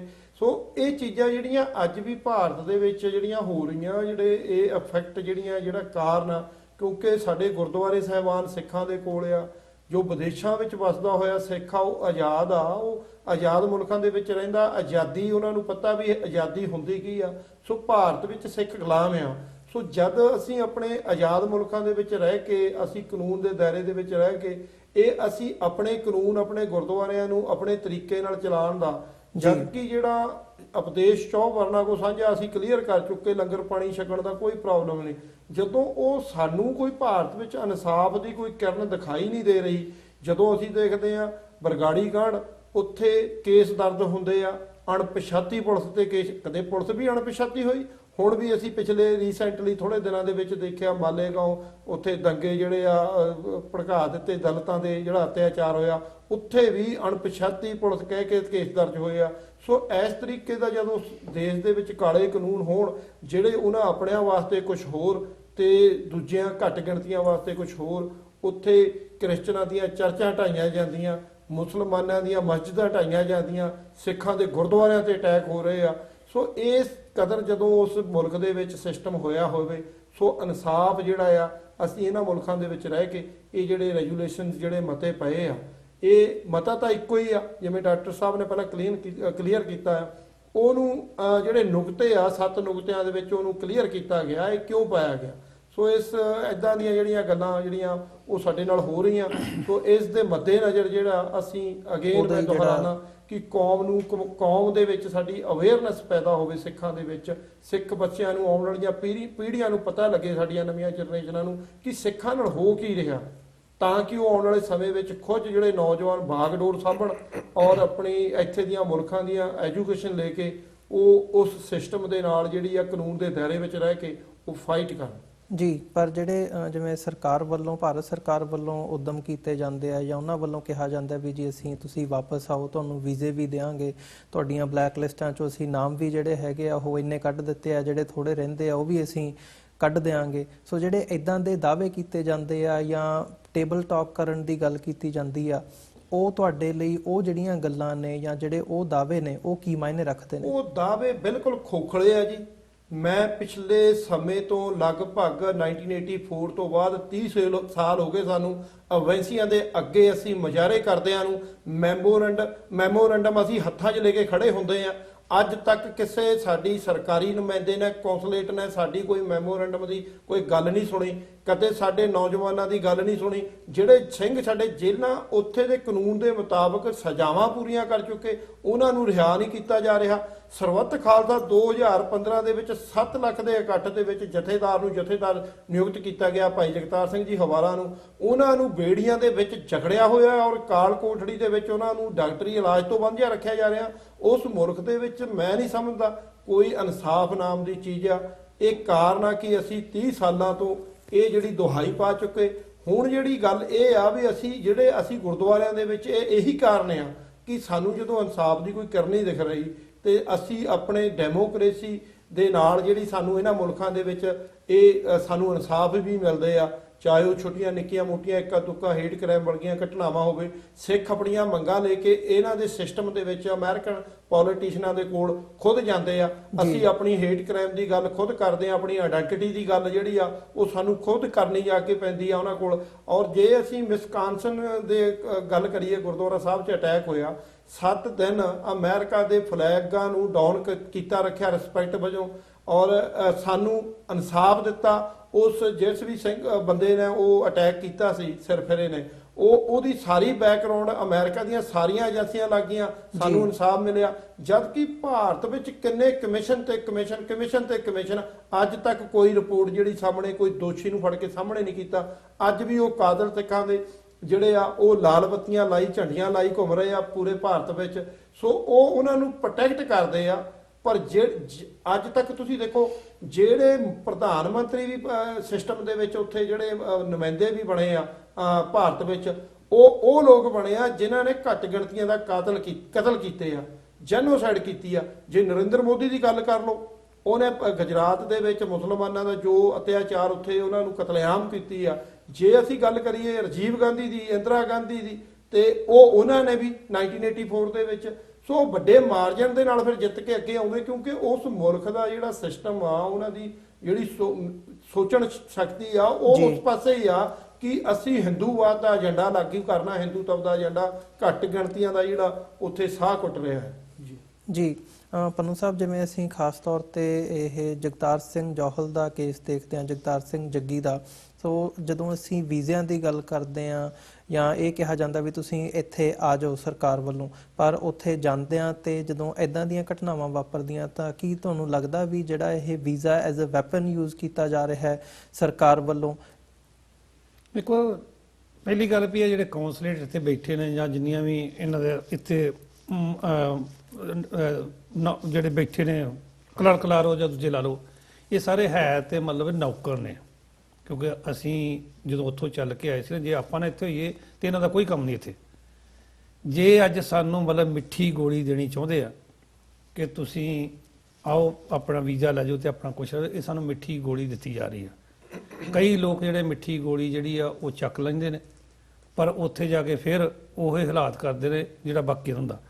ਸਾਡਾ ਛੋਟਾ ਵੀਰ ਹੁਣ ਜੱਗੀ ਗਿਆ ਸੀ, ਗੱਲ ਜੱਗੀ ਦੀ ਤਾਂ ਕੀਤੀ, ਉਹ ਵੇਖੋ ਇੱਥੋਂ ਦਾ ਜੰਪਲ ਆ ਇੰਗਲੈਂਡ ਦਾ, ਉੱਥੇ ਜਾ ਕੇ ਜੇ ਉਹ ਵਾਂਟਡ ਸੀ ਤੇ ਸੈਂਟਰ ਦੀ ਜਿਹੜੀ ਗਵਰਨਮੈਂਟ ਆ ਉਹ 에ਅਰਪੋਰਟਾਂ ਦੇ ਉੱਤੋਂ ਉਹਨੂੰ ਚੁੱਕ ਲੈਂਦੀ, ਉਹਨੂੰ ਐਂਟਰ ਨਾ ਕਰ ਦਿੰਦੀ। ਉਹ ਕਿਉਂ ਆਪਣਾ ਵਿਆਹ ਕਰਵਾਉਣ ਤੋਂ ਬਾਅਦ ਉਸ ਬੰਦੇ ਨੂੰ ਘਰੋਂ ਚੁੱਕਿਆ ਜਾਂਦਾ? 30 ਦਿਨਾਂ ਉਸ ਹਾਂਜੀ 30 ਦਿਨਾਂ ਬਾਅਦ ਚੁੱਕਿਆ ਜਾਂਦਾ। ਕਿਉਂ ਚੁੱਕਿਆ ਜਾਂਦਾ? ਕਿਉਂਕਿ ਉਹਦੇ ਵਾਸਤੇ ਮੁਖਬਰੀ ਕੀਤੀ ਗਈ ਆ। ਇਹ ਇਸੇ ਤਰ੍ਹਾਂ ਹੀ ਸਾਡੇ ਨਾਲ ਕਰਦੇ ਆਏ ਨੇ, ਲੁਕਣ ਮਿਚੀ ਖੇਡਦੇ ਨੇ। ਸਿੱਖ ਜਿਹੜਾ ਭੋਲਾ ਵਾ, ਕਈ ਬੜੀ ਛੇਤੀ ਇਹਨਾਂ ਦੇ ਆਖੇ ਲੱਗ ਜਾਂਦਾ ਵਾ, ਪਰ ਜਿਹੜੀ ਜਾਗਰਤੀ ਹੁਣ ਸਿੱਖਾਂ ਜਾਈ ਆ, ਸਿੱਖ ਭੋਲੇ ਨਹੀਂ, ਸਿੱਖ ਰਾਜ ਕਰਦੇ ਰਹੇ ਨੇ, ਸਿੱਖਾਂ ਨੇ ਆਪਣਾ ਰਾਜ ਕਰਨਾ। ਹੁਣ ਮੰਗ ਜਿਹੜੀ ਸਿੱਖਾਂ ਦੀ ਆ, ਉਹ ਆਪਣੇ ਆਪ ਨੂੰ ਦੁਨੀਆ ਦੇ ਸਾਹਮਣੇ ਲੋਕਾਂ ਨੇ ਸਾਹਮਣੇ ਰੱਖ ਦਿੱਤਾ ਵਾ ਸਿੱਖਾਂ ਨੇ, ਵੀ ਸਿੱਖਾਂ ਦੀ ਇੱਕ ਆਇਡੈਂਟੀਫਿਕੇਸ਼ਨ ਵੱਖਰੀ ਸੀ, ਇੱਕ ਸਿੱਖਾਂ ਦਾ ਆਪਣਾ ਰਾਜ ਸੀਗਾ। ਅਸੀਂ ਆਪਣਾ ਰਾਜ ਇਹਨਾਂ ਕੋਲ ਤਾਂ ਮੰਗਦੇ ਨਹੀਂ। ਸਾਰੇ ਦਾ ਸਾਰਾ ਜਿਹੜਾ ਕੇਸ ਆ ਉਹ ਯੂਨਾਈਟਿਡ ਨੇਸ਼ਨ ਦੇ ਵਿੱਚ, ਜਾਂ ਆਪਾਂ ਇੰਗਲੈਂਡ ਤੋਂ ਜਿੱਥੋਂ ਜਿਨ੍ਹਾਂ ਨੇ ਸਾਡਾ ਰਾਜ ਸਾਡੇ ਉੱਥੇ ਇੰਡੀਆ ਦੇ ਵਿੱਚ ਕੀਤਾ ਜੀ। ਜਿਹੜਾ ਇਹਨਾਂ ਦਾ ਸਿਸਟਮ ਆ, ਸਾਨੂੰ ਗੁਲਾਮੀ ਦੀਆਂ ਜੰਜੀਰਾਂ ਪਿੰਡਰ ਵਾਲੇ ਕਹਿੰਦੇ ਹੁੰਦੇ ਸੀ ਵੀ ਸਿੱਖੋ ਤੁਸੀਂ ਗੁਲਾਮ ਜੇ। 1947 ਤੋਂ ਲੈ ਕੇ ਸੰਵਿਧਾਨ ਲਾਗੂ ਕਰ ਦਿੱਤਾ ਤੇ ਸਿੱਖਾਂ ਨੇ ਆਪਣੇ ਹੱਕ ਦੀ ਗੱਲ ਕੀਤੀ। ਸਭ ਤੋਂ ਪਹਿਲਾਂ ਅਟੈਕ 1955 'ਚ ਸਾਡੇ ਦਰਬਾਰ ਸਾਹਿਬ ਤੇ ਕਰਤਾ, ਜਿਹਦੇ ਵਿੱਚ 400 ਕੁਛ ਬੰਦੇ ਮਾਰੇ ਗਏ, ਜਿਹਦੇ ਵਿੱਚ 1400 ਬੰਦਾ ਜਿਹੜਾ ਵਾ ਉਹ ਅੰਦਰ, 14,000 ਬੰਦਾ ਉਦੋਂ ਇਹਨਾਂ ਜੇਲ੍ਹਾਂ 'ਚ ਰੱਖਿਆ। ਜਥੇਦਾਰ ਸਾਹਿਬ ਅਕਾਲ ਤਖਤ ਦੇ ਹੈੱਡ ਗ੍ਰੰਥੀ ਗਿਆਨੀ ਅਸ਼ਰ ਸਿੰਘ ਜੀ ਹੋਣੀ, ਉਹਨਾਂ ਨੂੰ। ਉਸ ਤੋਂ ਬਾਅਦ ਉਹ ਵੇਵ ਜਿਹੜੀ ਚੱਲੀ ਆ ਪੰਜਾਬੀ ਸੂਬੇ ਦੀ, ਜਿਹੜਾ 1966 ਤੱਕ ਜਾ ਕੇ ਉਹ ਕੰਪਲੀਟ ਹੁੰਦਾ। ਉਹੋ ਹੀ ਗੱਲ ਚਲਦਿਆਂ 84 ਸਾਡੇ ਤੇ ਆ ਗਈ, 78 ਸਾਡੇ ਤੇ ਗੁਜ਼ਰਿਆ। ਪਰ ਸਾਨੂੰ ਹੁਣ ਫਿਰ ਮਿੱਠੀਆਂ ਗੋਲੀਆਂ ਦੇਣ ਦੀ ਕੋਸ਼ਿਸ਼ ਕਰਦੇ ਨੇ, ਕਿਉਂਕਿ ਸਿੱਖਾਂ ਦੇ ਵਿੱਚ ਹੁਣ ਬਹੁਤ ਜੋਸ਼ ਆ ਕਿ ਅਸੀਂ ਆਪਣਾ ਦੇਸ਼ ਜਿਹੜਾ ਉਹ ਵਾਪਸ ਲੈਣਾ। ਜਿਵੇਂ ਤੁਸੀਂ ਮਿੱਠੀ ਗੋਲੀ ਦੀ ਗੱਲ ਕੀਤੀ ਹੈ, ਇਹਦਾ ਪ੍ਰਭਾਵ ਪੈਂਦਾ ਨਜ਼ਰ ਆਉਂਦਾ ਇੱਥੇ ਜਦੋਂ ਤੁਸੀਂ ਸਿੱਖਸ ਫॉर ਜਸਟਿਸ ਦੇ ਨਾਲ ਵੀ ਵਿਚਰਦੇ ਹੋ, ਅਮਰੀਕਨ ਗੁਰਦੁਆਰਾ ਪ੍ਰਬੰਧਕ ਕਮੇਟੀ ਦੇ ਨਾਲ ਵੀ ਵਿਚਰਦੇ ਹੋ, ਆਮ ਸੰਗਤ ਦੇ ਵਿੱਚ ਕਿਤੇ ਨਾ ਕਿਤੇ ਡਰ ਵੀ ਦੇਖਿਆ ਜਾਂਦਾ ਵੀ ਹੁਣ ਅਸੀਂ ਵਾਪਸ ਨਹੀਂ ਜਾ ਸਕਾਂਗੇ, ਹੁਣ ਐਦਾਂ ਨਹੀਂ ਹੋਊਗਾ, ਜੇ ਅਸੀਂ ਬਾਈ ਚਾਂਸ ਕਿਸੇ ਕੰਮ ਲਈ ਜਾਣਾ ਪੈਂਦਾ, ਵਿਆਹ ਸ਼ਾਦੀ ਲਈ ਜਾਂ ਕਿਸੇ ਹੋਰ ਲਈ, ਤਾਂ ਸਾਨੂੰ ਫੜ ਲਿਆ ਜਾਊਗਾ। ਉਹ ਇੱਕ ਡਰ ਵੀ ਦੇਖਣ ਨੂੰ ਮਿਲਦਾ। ਇਹ ਇੱਕ ਡਰਾਵਾ ਦਿੱਤਾ ਗਿਆ ਵਾ ਸਿੱਖਾਂ ਨੂੰ, ਕਿਉਂਕਿ ਜਦੋਂ ਕਿਸੇ ਨਾਲ ਲਾਗਤਬਾਜ਼ੀ ਹੋਵੇ ਨਾ, ਜਿੱਦਾਂ ਕੈਪਟਨ ਅਮਰਿੰਦਰ ਸਿੰਘ ਆਇਆ ਸੀ, ਪ੍ਰਕਾਸ਼ ਸਿੰਘ ਬਾਦਲ ਪਹਿਲੋਂ ਆਇਆ ਸੀ, ਜਾਂ ਦੂਸਰੇ ਬੰਦੇ ਆਉਂਦੇ ਨੇ, ਇਹ ਅਸੀਂ ਆਪਣੇ ਹੱਕਾਂ ਦੀ ਗੱਲ ਕਰ ਰਹੇ ਹਾਂ ਕਾਨੂੰਨ ਦੇ ਦਾਇਰੇ 'ਚ ਰੱਖ ਕੇ। ਕਿਉਂਕਿ ਇਹਨਾਂ ਨੇ ਹਿਊਮਨ ਰਾਈਟਸ ਦੀ ਜਿਹੜੀਆਂ ਵਾਇਲੇਸ਼ਨਸ ਕੀਤੀਆਂ ਨੇ, ਉਹਨਾਂ ਨੂੰ ਚੈਲੰਜ ਕਰਨ ਵਾਸਤੇ ਇੱਥੋਂ ਦੀਆਂ ਕੋਰਟਾਂ ਬਣੀਆਂ, ਇੰਟਰਨੈਸ਼ਨਲ ਕੋਰਟਸ ਜੀ। ਪੰਜਾਬ ਦੇ ਵਿੱਚ ਤੁਸੀਂ ਇਹਨਾਂ ਦੇ ਲਾਗੇ ਜਦੋਂ ਇਹ ਪਾਵਰ 'ਚ ਨੇ, ਤੁਸੀਂ ਲਾਗੇ ਖਲੋ ਵੀ ਨਹੀਂ ਸਕਦੇ, ਕਿਉਂਕਿ ਇੰਨੀ ਸਿਕਿਉਰਿਟੀ ਇਹਨਾਂ ਦੀ ਹੁੰਦੀ ਹੈ। ਇਸ ਕਰਕੇ ਇਹਨਾਂ ਨੂੰ ਬਾਹਰ ਚੈਲੰਜ ਕੀਤਾ ਗਿਆ, ਉਹਦਾ ਰਿਜ਼ਲਟ ਜਿਹੜਾ ਦੁਨੀਆ ਦੇ ਸਾਰਿਆਂ ਦੇ ਸਾਹਮਣੇ ਆ। ਪਰ ਅੱਜ ਜੇ ਕੋਈ ਕਵੇ ਕਿ ਤੁਸੀਂ ਉੱਥੇ ਜਾਓਗੇ ਤਾਂ ਡੱਕਾਂਗੇ, ਅਸੀਂ ਇਹਨਾਂ ਨੂੰ ਕਿਹਾ ਵੀ ਅਸੀਂ ਆਵਾਂਗੇ 2020 ਰੈਫਰੈਂਡਮ ਕਰਾਉਣਾ, ਸਾਨੂੰ ਡੱਕਿਓ, ਉਦੋਂ ਵੇਖਾਂ ਕੀ ਬਣਦਾ ਜੀ। ਪਰ ਸਾਨੂੰ ਆਸ ਹੈ ਵੀ ਇਹ ਡੱਕਣਗੇ ਨਹੀਂ। ਪਹਿਲੀ ਗੱਲ ਵੀ ਸਾਨੂੰ ਵੀਜ਼ਾ ਨਹੀਂ ਦੇਣਗੇ, ਕਿਉਂਕਿ ਉੱਥੇ ਫਲਾਈਟ ਕਰਨ ਵਾਸਤੇ ਵੀਜ਼ਾ ਤੁਹਾਨੂੰ ਚਾਹੀਦਾ। ਪਰ ਫਿਰ ਅਸੀਂ ਕਿਸੇ ਹੋਰ ਗੁਆਂਢੀ ਕੰਟਰੀ ਜਾਵਾਂਗੇ, ਫਿਰ ਐਂਟਰ ਕਰਾਂਗੇ, ਫਿਰ ਰੈਫਰੈਂਡਮ ਹੋਏਗਾ ਜ਼ਰੂਰ, ਉਹਦੇ ਜੀ। ਵਾਸਤੇ ਫਿਰ ਜ਼ਰੂਰ ਜਾਵਾਂਗੇ ਤੇ ਕਰਾਵਾਂਗੇ ਨਾਲ। ਜੀ ਡਾਕਟਰ ਸਾਹਿਬ, ਜਦੋਂ ਅਸੀਂ ਇਹ ਸਾਰੇ ਪਾਰਟ ਤੋਂ ਇਹ ਰੈਜ਼ੋਲੂਸ਼ਨ ਮਤੇ ਆਉਣ ਤੋਂ ਬਾਅਦ ਦੇ ਘਟਨਾਕ੍ਰਮ ਨੂੰ ਦੇਖਦੇ ਹਾਂ ਤਾਂ ਕਈ ਤਰ੍ਹਾਂ ਦੇ ਜਿਹੜੇ ਰਿਐਕਸ਼ਨਸ ਨੇ ਉਹ ਦੇਖਣ ਨੂੰ ਮਿਲੇ ਨੇ। ਕਈ ਜਥੇਬੰਦੀਆਂ ਵੱਲੋਂ ਇਹਨਾਂ ਮਤਿਆਂ ਨੂੰ, ਇਸ ਮਤੇ ਨੂੰ ਐਂਡੋਰਸ ਕੀਤਾ ਗਿਆ, ਦਲ ਖਾਲਸਾ ਵੀ ਉਹਦੇ ਵਿੱਚ ਸ਼ੁਮਾਰ ਹੈ, ਬਾਕੀ ਜਥੇਬੰਦੀਆਂ ਵੀ ਨੇ। ਪਰ ਜਦੋਂ ਅਸੀਂ ਅਕਾਲੀ ਦਲ ਬਾਦਲ ਵੱਲ ਦੇਖਦੇ ਹਾਂ, ਉਹਨਾਂ ਦੇ ਜਿਹੜੇ ਰਿਐਕਸ਼ਨ ਨੇ ਉਹ ਰਲਵੇਂ ਮਿਲਵੇਂ ਜੇ ਹੈਗੇ ਆ। ਸੁਖਬੀਰ ਸਿੰਘ ਬਾਦਲ ਕੁਝ ਹੋਰ ਕਹਿ ਰਹੇ ਆ, ਦਿੱਲੀ ਸਿੱਖ ਗੁਰਦੁਆਰਾ ਮੈਨੇਜਮੈਂਟ ਕਮੇਟੀ ਦੇ ਪ੍ਰਧਾਨ ਨੇ ਜਿਹੜੇ ਮਨਜੀਤ ਸਿੰਘ ਜੀ ਕੇ, ਉਹਨਾਂ ਦਾ ਕੁਝ ਹੋਰ ਬਿਆਨ ਆਇਆ। ਤੇ ਖਾਸ ਤੌਰ ਤੇ ਜਦੋਂ ਅਸੀਂ ਜਿਹੜੇ ਸਰਕਾਰੀ ਜਥੇਦਾਰ ਨੇ ਗਿਆਨੀ ਗੁਰਬਚਨ ਸਿੰਘ, ਉਹਨਾਂ ਦੀ ਗੱਲ ਕਰਦੇ ਹਾਂ ਤਾਂ ਉਹਨਾਂ ਦੀ ਜਿਹੜੀ ਹੈਗੀ ਹੈ ਟੋਨ ਉਹ ਡਿਫਰੈਂਟ ਨਜ਼ਰ ਆਉਂਦੀ ਹੈ। ਸੋ ਜਿਹੜੇ ਇਹ ਰਿਐਕਸ਼ਨਸ ਨੇ ਖਾਸ ਤੌਰ ਤੇ ਅਕਾਲੀ ਦਲ ਬਾਦਲ ਦੇ ਖੇਮੇ ਦੇ ਵਿੱਚੋਂ, ਇਹਨਾਂ ਨੂੰ ਤੁਸੀਂ ਕਿਵੇਂ ਐਨਾਲਾਈਜ਼ ਕਰਦੇ ਹੋ? ਦੇਖੋ, ਮੈਂ ਸਮਝਦਾ ਵੀ ਜਿਹੜਾ ਰੈਜ਼ੋਲੂਸ਼ਨ ਇਹਨਾਂ ਇੰਡੀਅਨ ਡਿਪਲੋਮੈਟਸ, ਕੌਂਸੂਲੇਟਸ, ਹਾਈ ਕਮਿਸ਼ਨਸ ਜਾਂ ਉਹਨਾਂ ਦੇ ਆਫੀਸ਼ੀਅਲਸ ਦੇ ਬਿਆਨ ਹੈ, ਇਹਨੇ ਬਹੁਤ ਸਾਰੇ ਜਿਹੜੇ ਨਿਸ਼ਾਨੇ ਇੱਕੋ ਵਾਰੀ ਫੁੰਡੇ ਨੇ।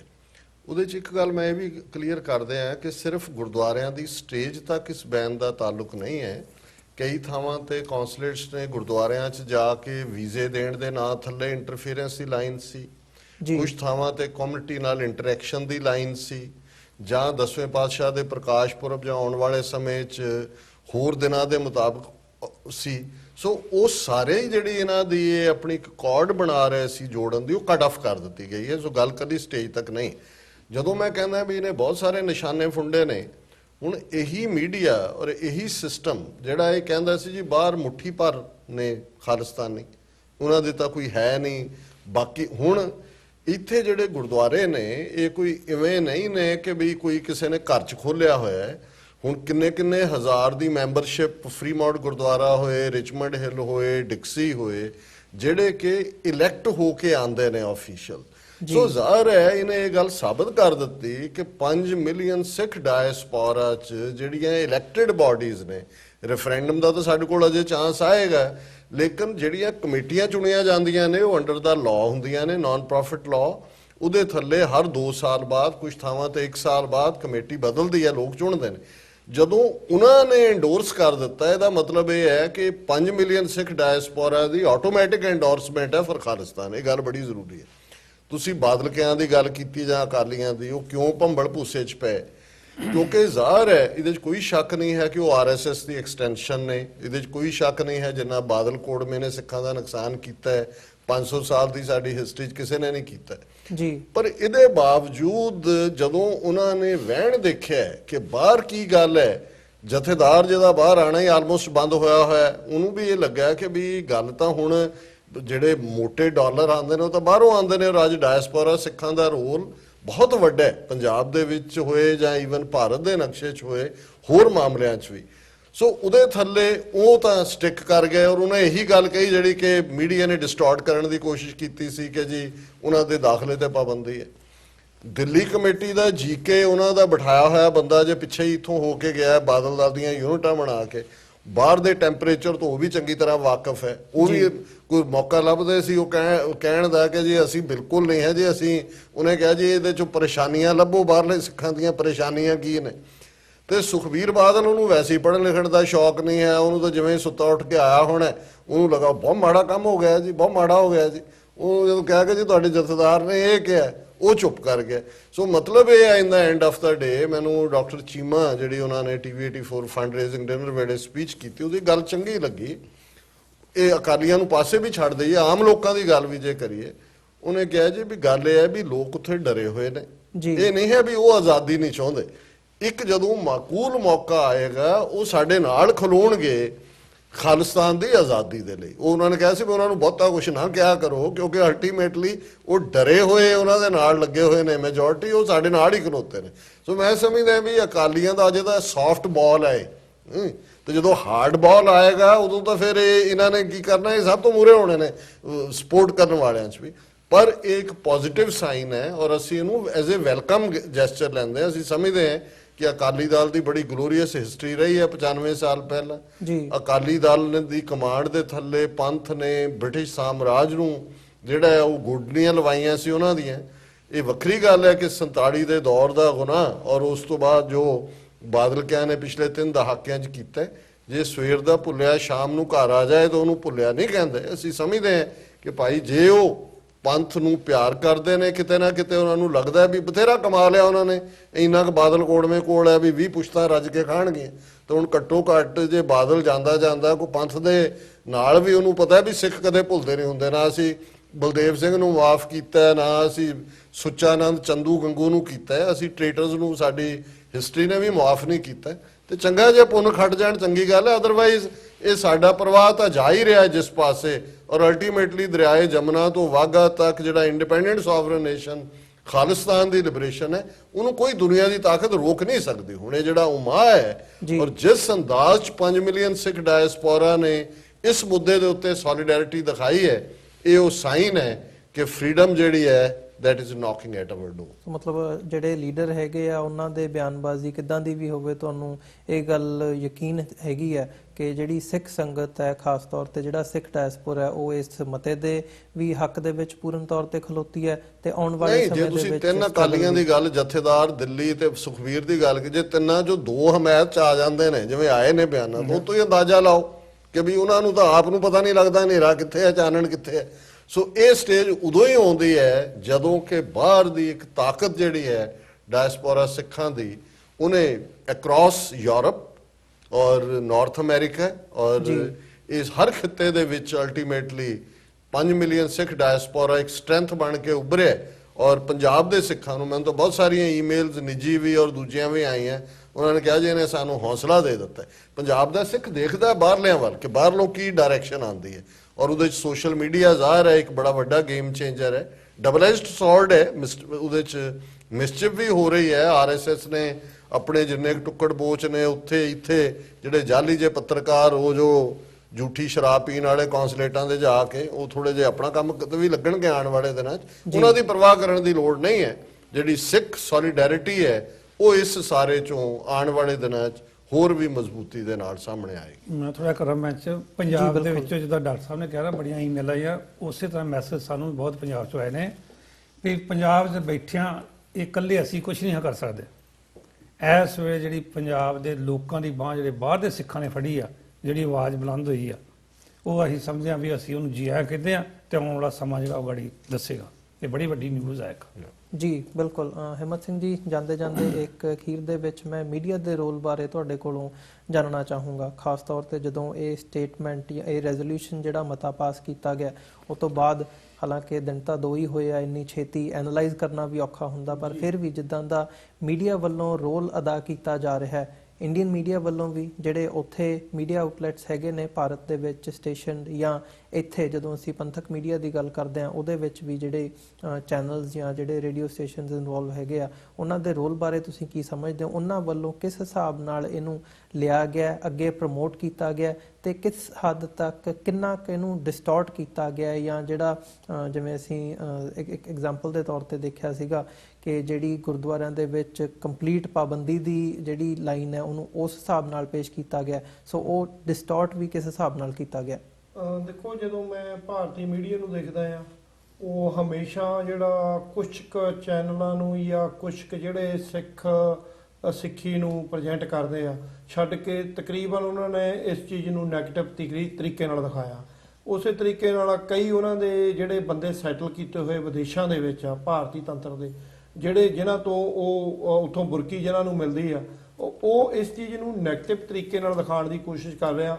ਸੋ ਇਹ ਜਿਹੜੇ ਮਤੇ ਆ, ਇਹ ਇਕੱਲੇ ਗੁਰਦੁਆਰਾ ਸਾਹਿਬ ਸਿੱਖ ਕਲਚਰ ਸੁਸਾਇਟੀ ਵਿੱਚ ਹੀ ਨਹੀਂ ਪੜ੍ਹੇ ਗਏ। ਮੈਂ ਇਹ ਵੀ ਗੱਲ ਦਰੁਸਤ ਕਰਾਂ ਇੱਥੇ ਥੋੜ੍ਹਾ ਜਿਹਾ, ਕਿਉਂਕਿ ਗੁਰਦੁਆਰਾ ਸਾਹਿਬ ਸਿੱਖ ਕਲਚਰ ਸੁਸਾਇਟੀ ਸਾਡੇ ਅਮਰੀਕਾ ਦੀ ਇੱਕ ਵੱਡੀ ਸੰਸਥਾ ਆ। ਉੱਥੇ ਅੱਜ ਕੱਲ੍ਹ ਜਿਹੜੇ ਆਪਣੇ ਪ੍ਰਧਾਨ ਸਰਦਾਰ ਕੁਲਦੀਪ ਸਿੰਘ ਜੀ ਢਿੱਲੋਂ, ਸਾਬਕਾ ਪ੍ਰਧਾਨ ਗੁਰਦੇਵ ਸਿੰਘ ਜੀ ਕੰਗ, ਉਹਨਾਂ ਦੇ ਉਦਮਾਂ ਸਦਕੇ ਜਿਹੜੇ ਆ ਪਿਛਲੇ ਐਤਵਾਰ ਜਿਹੜੇ ਆ ਇਹ ਮਤੇ ਉੱਥੇ ਪੜ੍ਹੇ ਗਏ ਆ। ਬੜੀ ਵੱਡੀ ਸਪੋਰਟ, ਕਿਉਂਕਿ ਸੰਗਤ ਬਹੁਤ ਜੁੜਦੀ ਆ ਔਰ ਵੱਡੀ ਸੰਸਥਾ ਸਾਡੀ ਪੁਰਾਣੀ ਅਮਰੀਕਾ ਦੀ, ਸੋ ਉਹਨਾਂ ਨੇ ਵੱਡੀ ਸਪੋਰਟ ਦਿੱਤੀ ਆ। ਗੁਰਦੁਆਰਾ ਸਿੱਖ ਕਲਚਰ ਸੁਸਾਇਟੀ ਤੋਂ ਲੈ ਕੇ ਜਿੰਨੇ ਵੀ ਅਮਰੀਕਾ ਦੇ ਗੁਰਦੁਆਰੇ ਆ 96 ਉਹਨਾਂ ਤੱਕ ਜਿਹੜਾ ਇਹ ਰੈਜੂਲੇਸ਼ਨ ਜਿਹੜੇ ਪਾਏ ਗਏ ਆ, ਉਹ ਸਾਰੇ ਹੀ ਉਹਨਾਂ ਤੱਕ ਅਪੜ ਤੇ ਕਰ ਦਿੱਤੇ ਗਏ ਆ। ਇੱਕ ਅਸੀਂ ਬਕਾਇਦਾ ਇਹਨੂੰ ਜਿਹੜਾ ਆ Frame ਉਹ ਕਰਕੇ। ਪੋਸਟਰ ਟਾਈਪ ਅਸੀਂ ਬਣਵਾ ਰਹੇ ਆ ਤਾਂ ਕਿ ਪੱਕੇ ਤੌਰ ਤੇ ਸਾਰੇ ਗੁਰਦੁਆਰਿਆਂ ਦੇ ਵਿੱਚ ਲੱਗੇ ਹੋਣ। ਸੰਗਤਾਂ ਦੇ ਵਿੱਚ ਅਵੇਅਰਨੈਸ ਜਿਹੜੀ ਪੈਦਾ ਕਰਨੀ ਆ, ਪ੍ਰਬੰਧਕਾਂ ਦੀ ਜਿੱਥੇ ਜ਼ਿੰਮੇਵਾਰੀ ਆ, ਉੱਥੇ ਮੈਂ ਸਮਝਦਾ ਜਿਹੜੇ ਖਾਸ ਕਰਕੇ ਵਿਦੇਸ਼ੀ ਮੀਡੀਆ ਆ ਜਿਹੜਾ ਸਿੱਖੀ ਨੂੰ ਪ੍ਰੋਜੈਕਟ ਕਰਦਾ ਆ, ਜਿਹੜਾ ਸਿੱਖੀ ਦੇ ਹੱਕ ਦੇ ਵਿੱਚ ਖੜਦਾ, ਸਿੱਖਾਂ ਨੇ ਜਿਹੜਾ ਆਪਣਾ ਮੀਡੀਆ ਵਿਦੇਸ਼ਾਂ ਦੇ ਵਿੱਚ ਸੈੱਟ ਕੀਤਾ ਹੈ, ਭਾਵੇਂ ਉਹ ਅਮਰੀਕਾ ਹੋਵੇ, ਚਾਹੇ ਕੈਨੇਡਾ ਹੋਵੇ, ਇੰਗਲੈਂਡ ਹੋਵੇ, ਹਰ ਪਾਸੇ ਅੱਜ ਸਿੱਖੀ ਦੀ ਜਿਹੜੀ ਗੱਲ ਨੂੰ ਵਿਦੇਸ਼ਾਂ ਦੇ ਵਿੱਚ ਬਾਖੂਬੀ ਪੂਰੇ ਭਾਰਤ ਤੱਕ ਚਾਹੇ ਇੰਟਰਨੈਟ ਥਰੂ ਪਹੁੰਚਾਉਂਦੇ ਆ।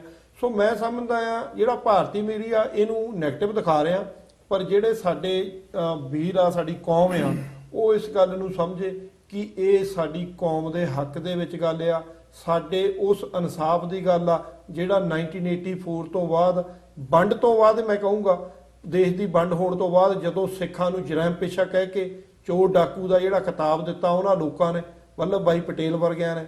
ਸੋ ਉਦੋਂ ਦਾ ਜਿਹੜਾ ਲੈ ਕੇ ਅੱਜ ਤੱਕ ਦਾ ਜਿਹੜਾ ਸਿੱਖਾਂ ਦੇ ਨਾਲ ਜੋ ਹੋ ਰਿਹਾ, ਉਸ ਗੱਲ ਦੀ ਇਨਸਾਫ ਦੀ ਗੱਲ, ਇਹ ਛੋਟੀ ਜੀ ਕਿਰਨ ਆ ਜਿਹੜੀ ਸੂਰਜ ਦੀ ਸਾਨੂੰ ਦਿਖਾਈ ਦੇ ਰਹੀ ਸੀ ਕਿ ਇਸ ਪਾਸੇ ਨੂੰ ਤੁਰਿਆ ਤੇ ਸਿੱਖਾਂ ਨੇ ਸਪੋਰਟ ਕੀਤੀ ਆ।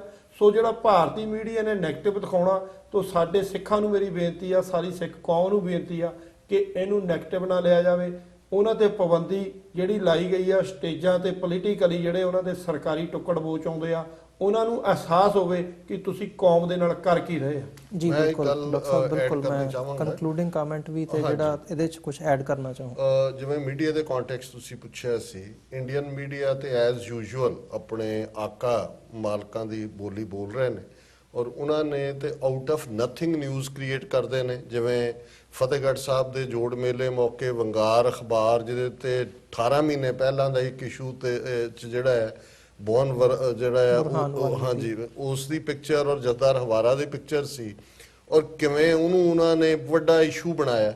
ਲੇਕਿਨ ਜਿਹੜਾ ਨਿਰਪੱਖ ਮੀਡੀਆ, ਜਿਵੇਂ ਕੱਲ BBC ਨੇ ਇੰਗਲੈਂਡ ਦੇ ਵਿੱਚ ਇੱਕ ਪਾਸੇ ਸਿੱਖ ਫੈਡਰੇਸ਼ਨ ਔਰ ਸਿੱਖ ਐਕਟਿਵਿਸਟ ਸੀ, ਔਰ ਇੰਡੀਅਨ ਡਿਪਟੀ ਹਾਈ ਕਮਿਸ਼ਨਰ ਉੱਥੇ ਦਿਨੇਸ਼ ਪਟਨਾਇਕ ਹੈ, ਉਹਨੂੰ ਵੀ ਲਾਈਨ ਤੇ ਲਿਆ। ਜਦੋਂ ਜਿਹੜੀ ਹੋਸਟ ਹੈ ਉਹਨੇ 3-4 ਸਵਾਲ ਹੀ ਉਹਨੂੰ ਪੁੱਛੇ, ਅਜੇ ਬਾਕੀ ਤਾਂ ਸਿੱਖ ਆਪਣੇ ਉਹਨੂੰ ਕਰ ਹੀ ਰਹੇ ਸੀ, ਉਹ ਇੰਨਾ ਕੁ ਜਿਹੜਾ ਬੇਦਲੀਲ ਹੋਇਆ ਕਿ 3-4 ਸਵਾਲਾਂ ਤੋਂ ਬਾਅਦ ਉਹ ਫੋਨ ਰੱਖ ਕੇ ਦੌੜ ਗਿਆ। ਸੋ ਮੈਂ ਸਮਝਦਾ ਇਸੇ ਤਰ੍ਹਾਂ ਜਿਵੇਂ ਪਾਕਿਸਤਾਨ 'ਚ ਇਸ ਵੇਲੇ, ਕਿਉਂਕਿ ਮਹਾਰਾਜ ਦੀ ਕਿਰਪਾ ਨਾਲ ਇਸ ਵੇਲੇ ਬਹੁਤ ਜ਼ਿਆਦਾ ਗੁੱਡਵਿਲ ਹੈ ਸਾਡੇ ਪਾਕਿਸਤਾਨੀ ਭੈਣਾਂ ਭਰਾਵਾਂ 'ਚ ਸਿੱਖ ਖਾਲਿਸਤਾਨ ਦੇ ਕੌਜ਼ ਲਈ ਜੀ। ਉਹਨਾਂ ਦੇ ਜਿੰਨੇ ਮੀਡੀਆ ਚੈਨਲ ਨੇ ਜਾਂ ਦੂਜੇ, ਉਹਨਾਂ ਨੇ ਬਿਲਕੁਲ ਨਿਰਪੱਖ ਤੌਰ ਦੇ ਉੱਤੇ ਇਸ ਖਬਰ ਨੂੰ ਕਵਰ ਕੀਤਾ। ਔਰ ਇੰਡੀਅਨ ਮੀਡੀਆ ਐਜ਼ ਯੂਜੂਅਲ, ਔਰ ਉਹਦੇ 'ਚ ਖਾਸ ਤੌਰ ਤੇ ਮੈਂ ਦੇਖ ਰਿਹਾ ਜਿਹੜੇ ਲੈਫਟਿਸਟ ਬ੍ਰਾਂਡ ਨੇ, ਕਿਉਂਕਿ ਹਿੰਦੂਤਵੀ ਤਾਂ ਨਜ਼ਰ ਆ ਜਾਂਦੇ ਨੇ, ਉਹ ਸਾਡਾ ਨੁਕਸਾਨ ਨਹੀਂ ਕਰਦੇ। ਲੈਫਟਿਸਟ ਬ੍ਰਾਂਡ ਜਿਨ੍ਹਾਂ ਦੇ ਸਿੱਖ ਨਾਂ ਨੇ ਜਾਂ ਸਿੱਖੀ ਬੈਕਗਰਾਊਂਡ ਹੈ, ਉਹ ਜਿਸ ਅੰਦਾਜ਼ ਦੇ ਵਿੱਚ ਉਹਨੂੰ ਪੇਸ਼ ਕਰਨ ਦੀ, ਉਹ ਬਹੁਤ ਖਤਰਨਾਕ ਹੈ। ਜਿਵੇਂ ਓਮਨੀ TV ਕੈਨੇਡਾ 'ਚ ਹੈ, ਉਹਨਾਂ ਦਾ ਸ਼ਮੀਲ ਨਾਂ ਦਾ ਇੱਕ ਪੱਤਰਕਾਰ, ਮੈਂ ਅੱਜ ਉਹਦੀ ਸਟੋਰੀ ਦੇਖ ਰਿਹਾ ਸੀ, ਔਰ ਮੈਂ ਇਹ ਦੇਖਿਆ, ਮੈਂ ਕਿਹਾ ਕਿ ਵੀ ਇੰਨੀ ਸ਼ਰਾਰਤ, ਉੱਤੇ ਲੱਗਦਾ ਵੀ ਤੁਸੀਂ ਪੜ੍ਹਦੇ ਹੋ ਵੀ ਬੜਾ ਸਿੰਪੈਥੈਟਿਕ ਹੈ, ਥੱਲੇ ਜਾ ਕੇ ਉਹਨੇ ਜੀ ਗੁਰਦੁਆਰੇ ਰੂਹਾਨੀ ਸੋਮੇ ਹੋਣੇ ਚਾਹੀਦੇ ਨੇ, ਗੁਰਦੁਆਰਿਆਂ 'ਚ ਸਿਆਸਤ ਨਹੀਂ ਹੋਣੀ ਚਾਹੀਦੀ, ਘਰ ਗੁਰੂ ਦਾ ਸਾਰਿਆਂ ਲਈ ਹੋਣਾ ਚਾਹੀਦਾ ਹੈ, ਜੇ ਖਾਲਿਸਤਾਨੀ ਬੋਲਦੇ ਨੇ ਨੌਨ ਖਾਲਿਸਤਾਨੀ ਵੀ ਹੋਣ, ਇਹ ਨੌਨ ਪ੍ਰੋਫਿਟ ਅਦਾਰੇ ਨੇ, ਇਹ ਤਾਂ ਨਿੱਜੀ ਜਾਇਦਾਦਾਂ ਵਾਂਗ ਨੇ। ਸੋ ਉਹ ਇੱਕ ਖਤਰਨਾਕ ਅੰਦਾਜ਼ ਦੇ ਵਿੱਚ ਕਰ ਰਹੇ ਨੇ, ਪਰ ਇਹਨਾਂ ਦਾ ਮੂੰਹ ਜਿਹੜਾ ਉਹ ਭੰਨਿਆ ਜਾਏਗਾ, ਕਿਉਂਕਿ ਅਲਟੀਮੇਟਲੀ ਹੁਣ ਇਹ 33 ਸਾਲ ਹੋ ਗਏ ਨੇ 84 ਤੋਂ ਬਾਅਦ, ਬਹੁਤ ਸਾਰਾ ਦੇਖ ਲਿਆ ਇਹਨਾਂ ਦਾ ਸਾਰਾ ਡਰਾਮੇਬਾਜ਼ੀਆਂ। ਔਰ ਮੈਜੋਰਿਟੀ ਮੈਨੂੰ ਜਿਵੇਂ ਆਪਣੇ ਲੋਕਾਂ ਦੀ ਜਜਮੈਂਟ ਦੇ ਉੱਤੇ, ਉਹਨਾਂ ਦੀ ਇਮਾਨਦਾਰੀ ਦੇ ਉੱਤੇ ਔਰ ਉਹਨਾਂ ਦੀ ਡੈਡੀਕੇਸ਼ਨ ਦੇ ਉੱਤੇ ਹਮੇਸ਼ਾ ਹੀ ਭਰੋਸਾ ਰਿਹਾ। ਔਰ ਮੈਂ ਸਮਝਦਾ ਹਾਂ ਵੀ ਹੁਣ ਜਿਸ ਅੰਦਾਜ਼ 'ਚ ਅਸੀਂ ਅੱਗੇ ਨੂੰ ਵਧ ਰਹੇ ਹਾਂ, ਸਾਡੀ ਮੰਜ਼ਿਲ ਬਹੁਤ ਕਰੀਬ ਹੈ ਹੁਣ। ਔਰ ਜਿਹੜਾ ਇਹਦੇ 'ਚ ਇੱਕ ਹੋਰ ਬਹੁਤ ਚੰਗਾ ਐਲੀਮੈਂਟ, ਜਿਵੇਂ ਮੈਂ ਕਿਹਾ ਵੀ ਕਈ ਨਿਸ਼ਾਨੇ ਫੁੰਡੇ ਨੇ, ਬਹੁਤ ਵਾਰੀ ਬਹੁਤਿਆਂ ਨੂੰ ਹੁੰਦਾ ਜੀ ਏਕਤਾ ਨਹੀਂ ਹੈ ਜੀ, ਇਕੱਠੇ ਹੋ ਕੇ ਨਹੀਂ ਬਹਿੰਦੇ ਜੀ ਫਲਾਣੇ। ਹੁਣ ਇਹ ਏਕਤਾ ਨਹੀਂ ਤੇ ਹੋਰ ਕੀ ਹੈ? ਹੋਰ ਏਕਤਾ ਕਿਹਨੂੰ ਕਹਾਂ? ਕੋਈ ਦੇਵੀ ਹੈ ਏਕਤਾ ਦੀ ਜਿਹਨੂੰ ਤੁਸੀਂ ਕੋਈ ਥਾਲੀ ਲੈ ਕੇ ਉਹਦੀ ਆਰਤੀ ਕਰਨੀ? ਜਦੋਂ ਤੁਸੀਂ ਇੱਕ ਆਬਜੈਕਟ ਦੇ ਉੱਤੇ ਆਲ ਆਫ ਅ ਸਡਨ ਜਿਹੜਾ ਇੱਕ ਥਾਂ ਤੋਂ ਸ਼ੁਰੂ ਹੋਈ, ਇਹ ਪੰਥਕ ਏਕਤਾ ਦਾ ਮੁਜ਼ਾਹਰਾ ਹੈ, ਜਿਹੜਾ ਕਿ ਮੈਂਸ਼ਨ ਕਰਦਾ ਸਾਰੀਆਂ ਜਥੇਬੰਦੀਆਂ, ਗੁਰਦੁਆਰੇ ਥੋੜੇ ਬਹੁਤ ਰਹਿਣਗੇ ਇੰਡੀਵਿਜੂਅਲ, ਉਹ ਹਮੇਸ਼ਾ ਹੀ ਰਹੇ ਨੇ।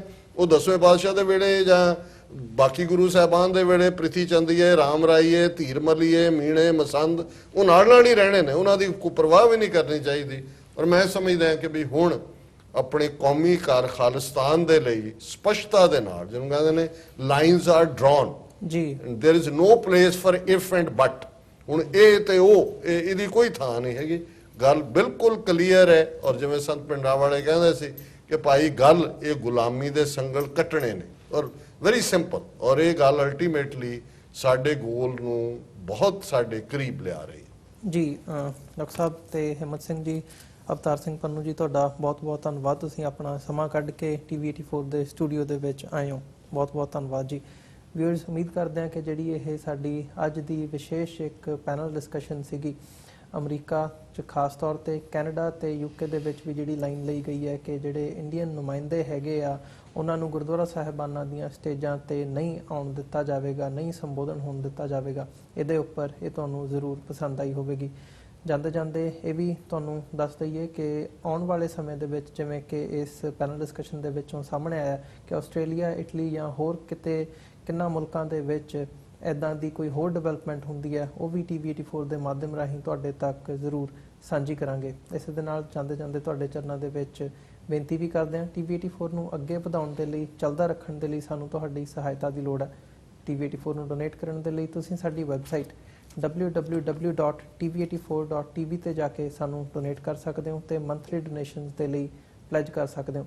ਜੇ ਚੈੱਕ ਰਾਹੀਂ ਡੋਨੇਸ਼ਨਸ ਭੇਜਣੀਆਂ ਚਾਹੁੰਦੇ ਹੋ ਤਾਂ TV 84 ਦੇ ਨਾਮ ਦਾ ਚੈੱਕ ਬਣਾ ਕੇ ਤੁਸੀਂ ਸਾਨੂੰ ਸਾਡੇ ਐਡਰੈਸ ਤੇ ਵੀ ਮੇਲ ਕਰ ਸਕਦੇ ਹੋ। ਵੈਬਸਾਈਟ ਇੱਕ ਵਾਰ ਫਿਰ ਰਿਪੀਟ ਕਰਦੇ ਹਾਂ, www.tv84.tv। ਇਸੇ ਤਰ੍ਹਾਂ ਵਿਊਅਰਸ, ਅਸੀਂ ਅੱਜ ਦੇ ਇਸ ਸਪੈਸ਼ਲ ਪ੍ਰੋਗਰਾਮ ਦੇ ਵਿੱਚੋਂ ਤੁਹਾਡੇ ਕੋਲੋਂ ਇਜਾਜ਼ਤ ਚਾਹਾਂਗੇ। ਫਤਿਹ ਦੀ ਸਾਂਝ ਪਾਈਏ ਜੀ। ਵਾਹਿਗੁਰੂ ਜੀ ਕਾ ਖਾਲਸਾ, ਵਾਹਿਗੁਰੂ ਜੀ ਕੀ ਫਤਿਹ।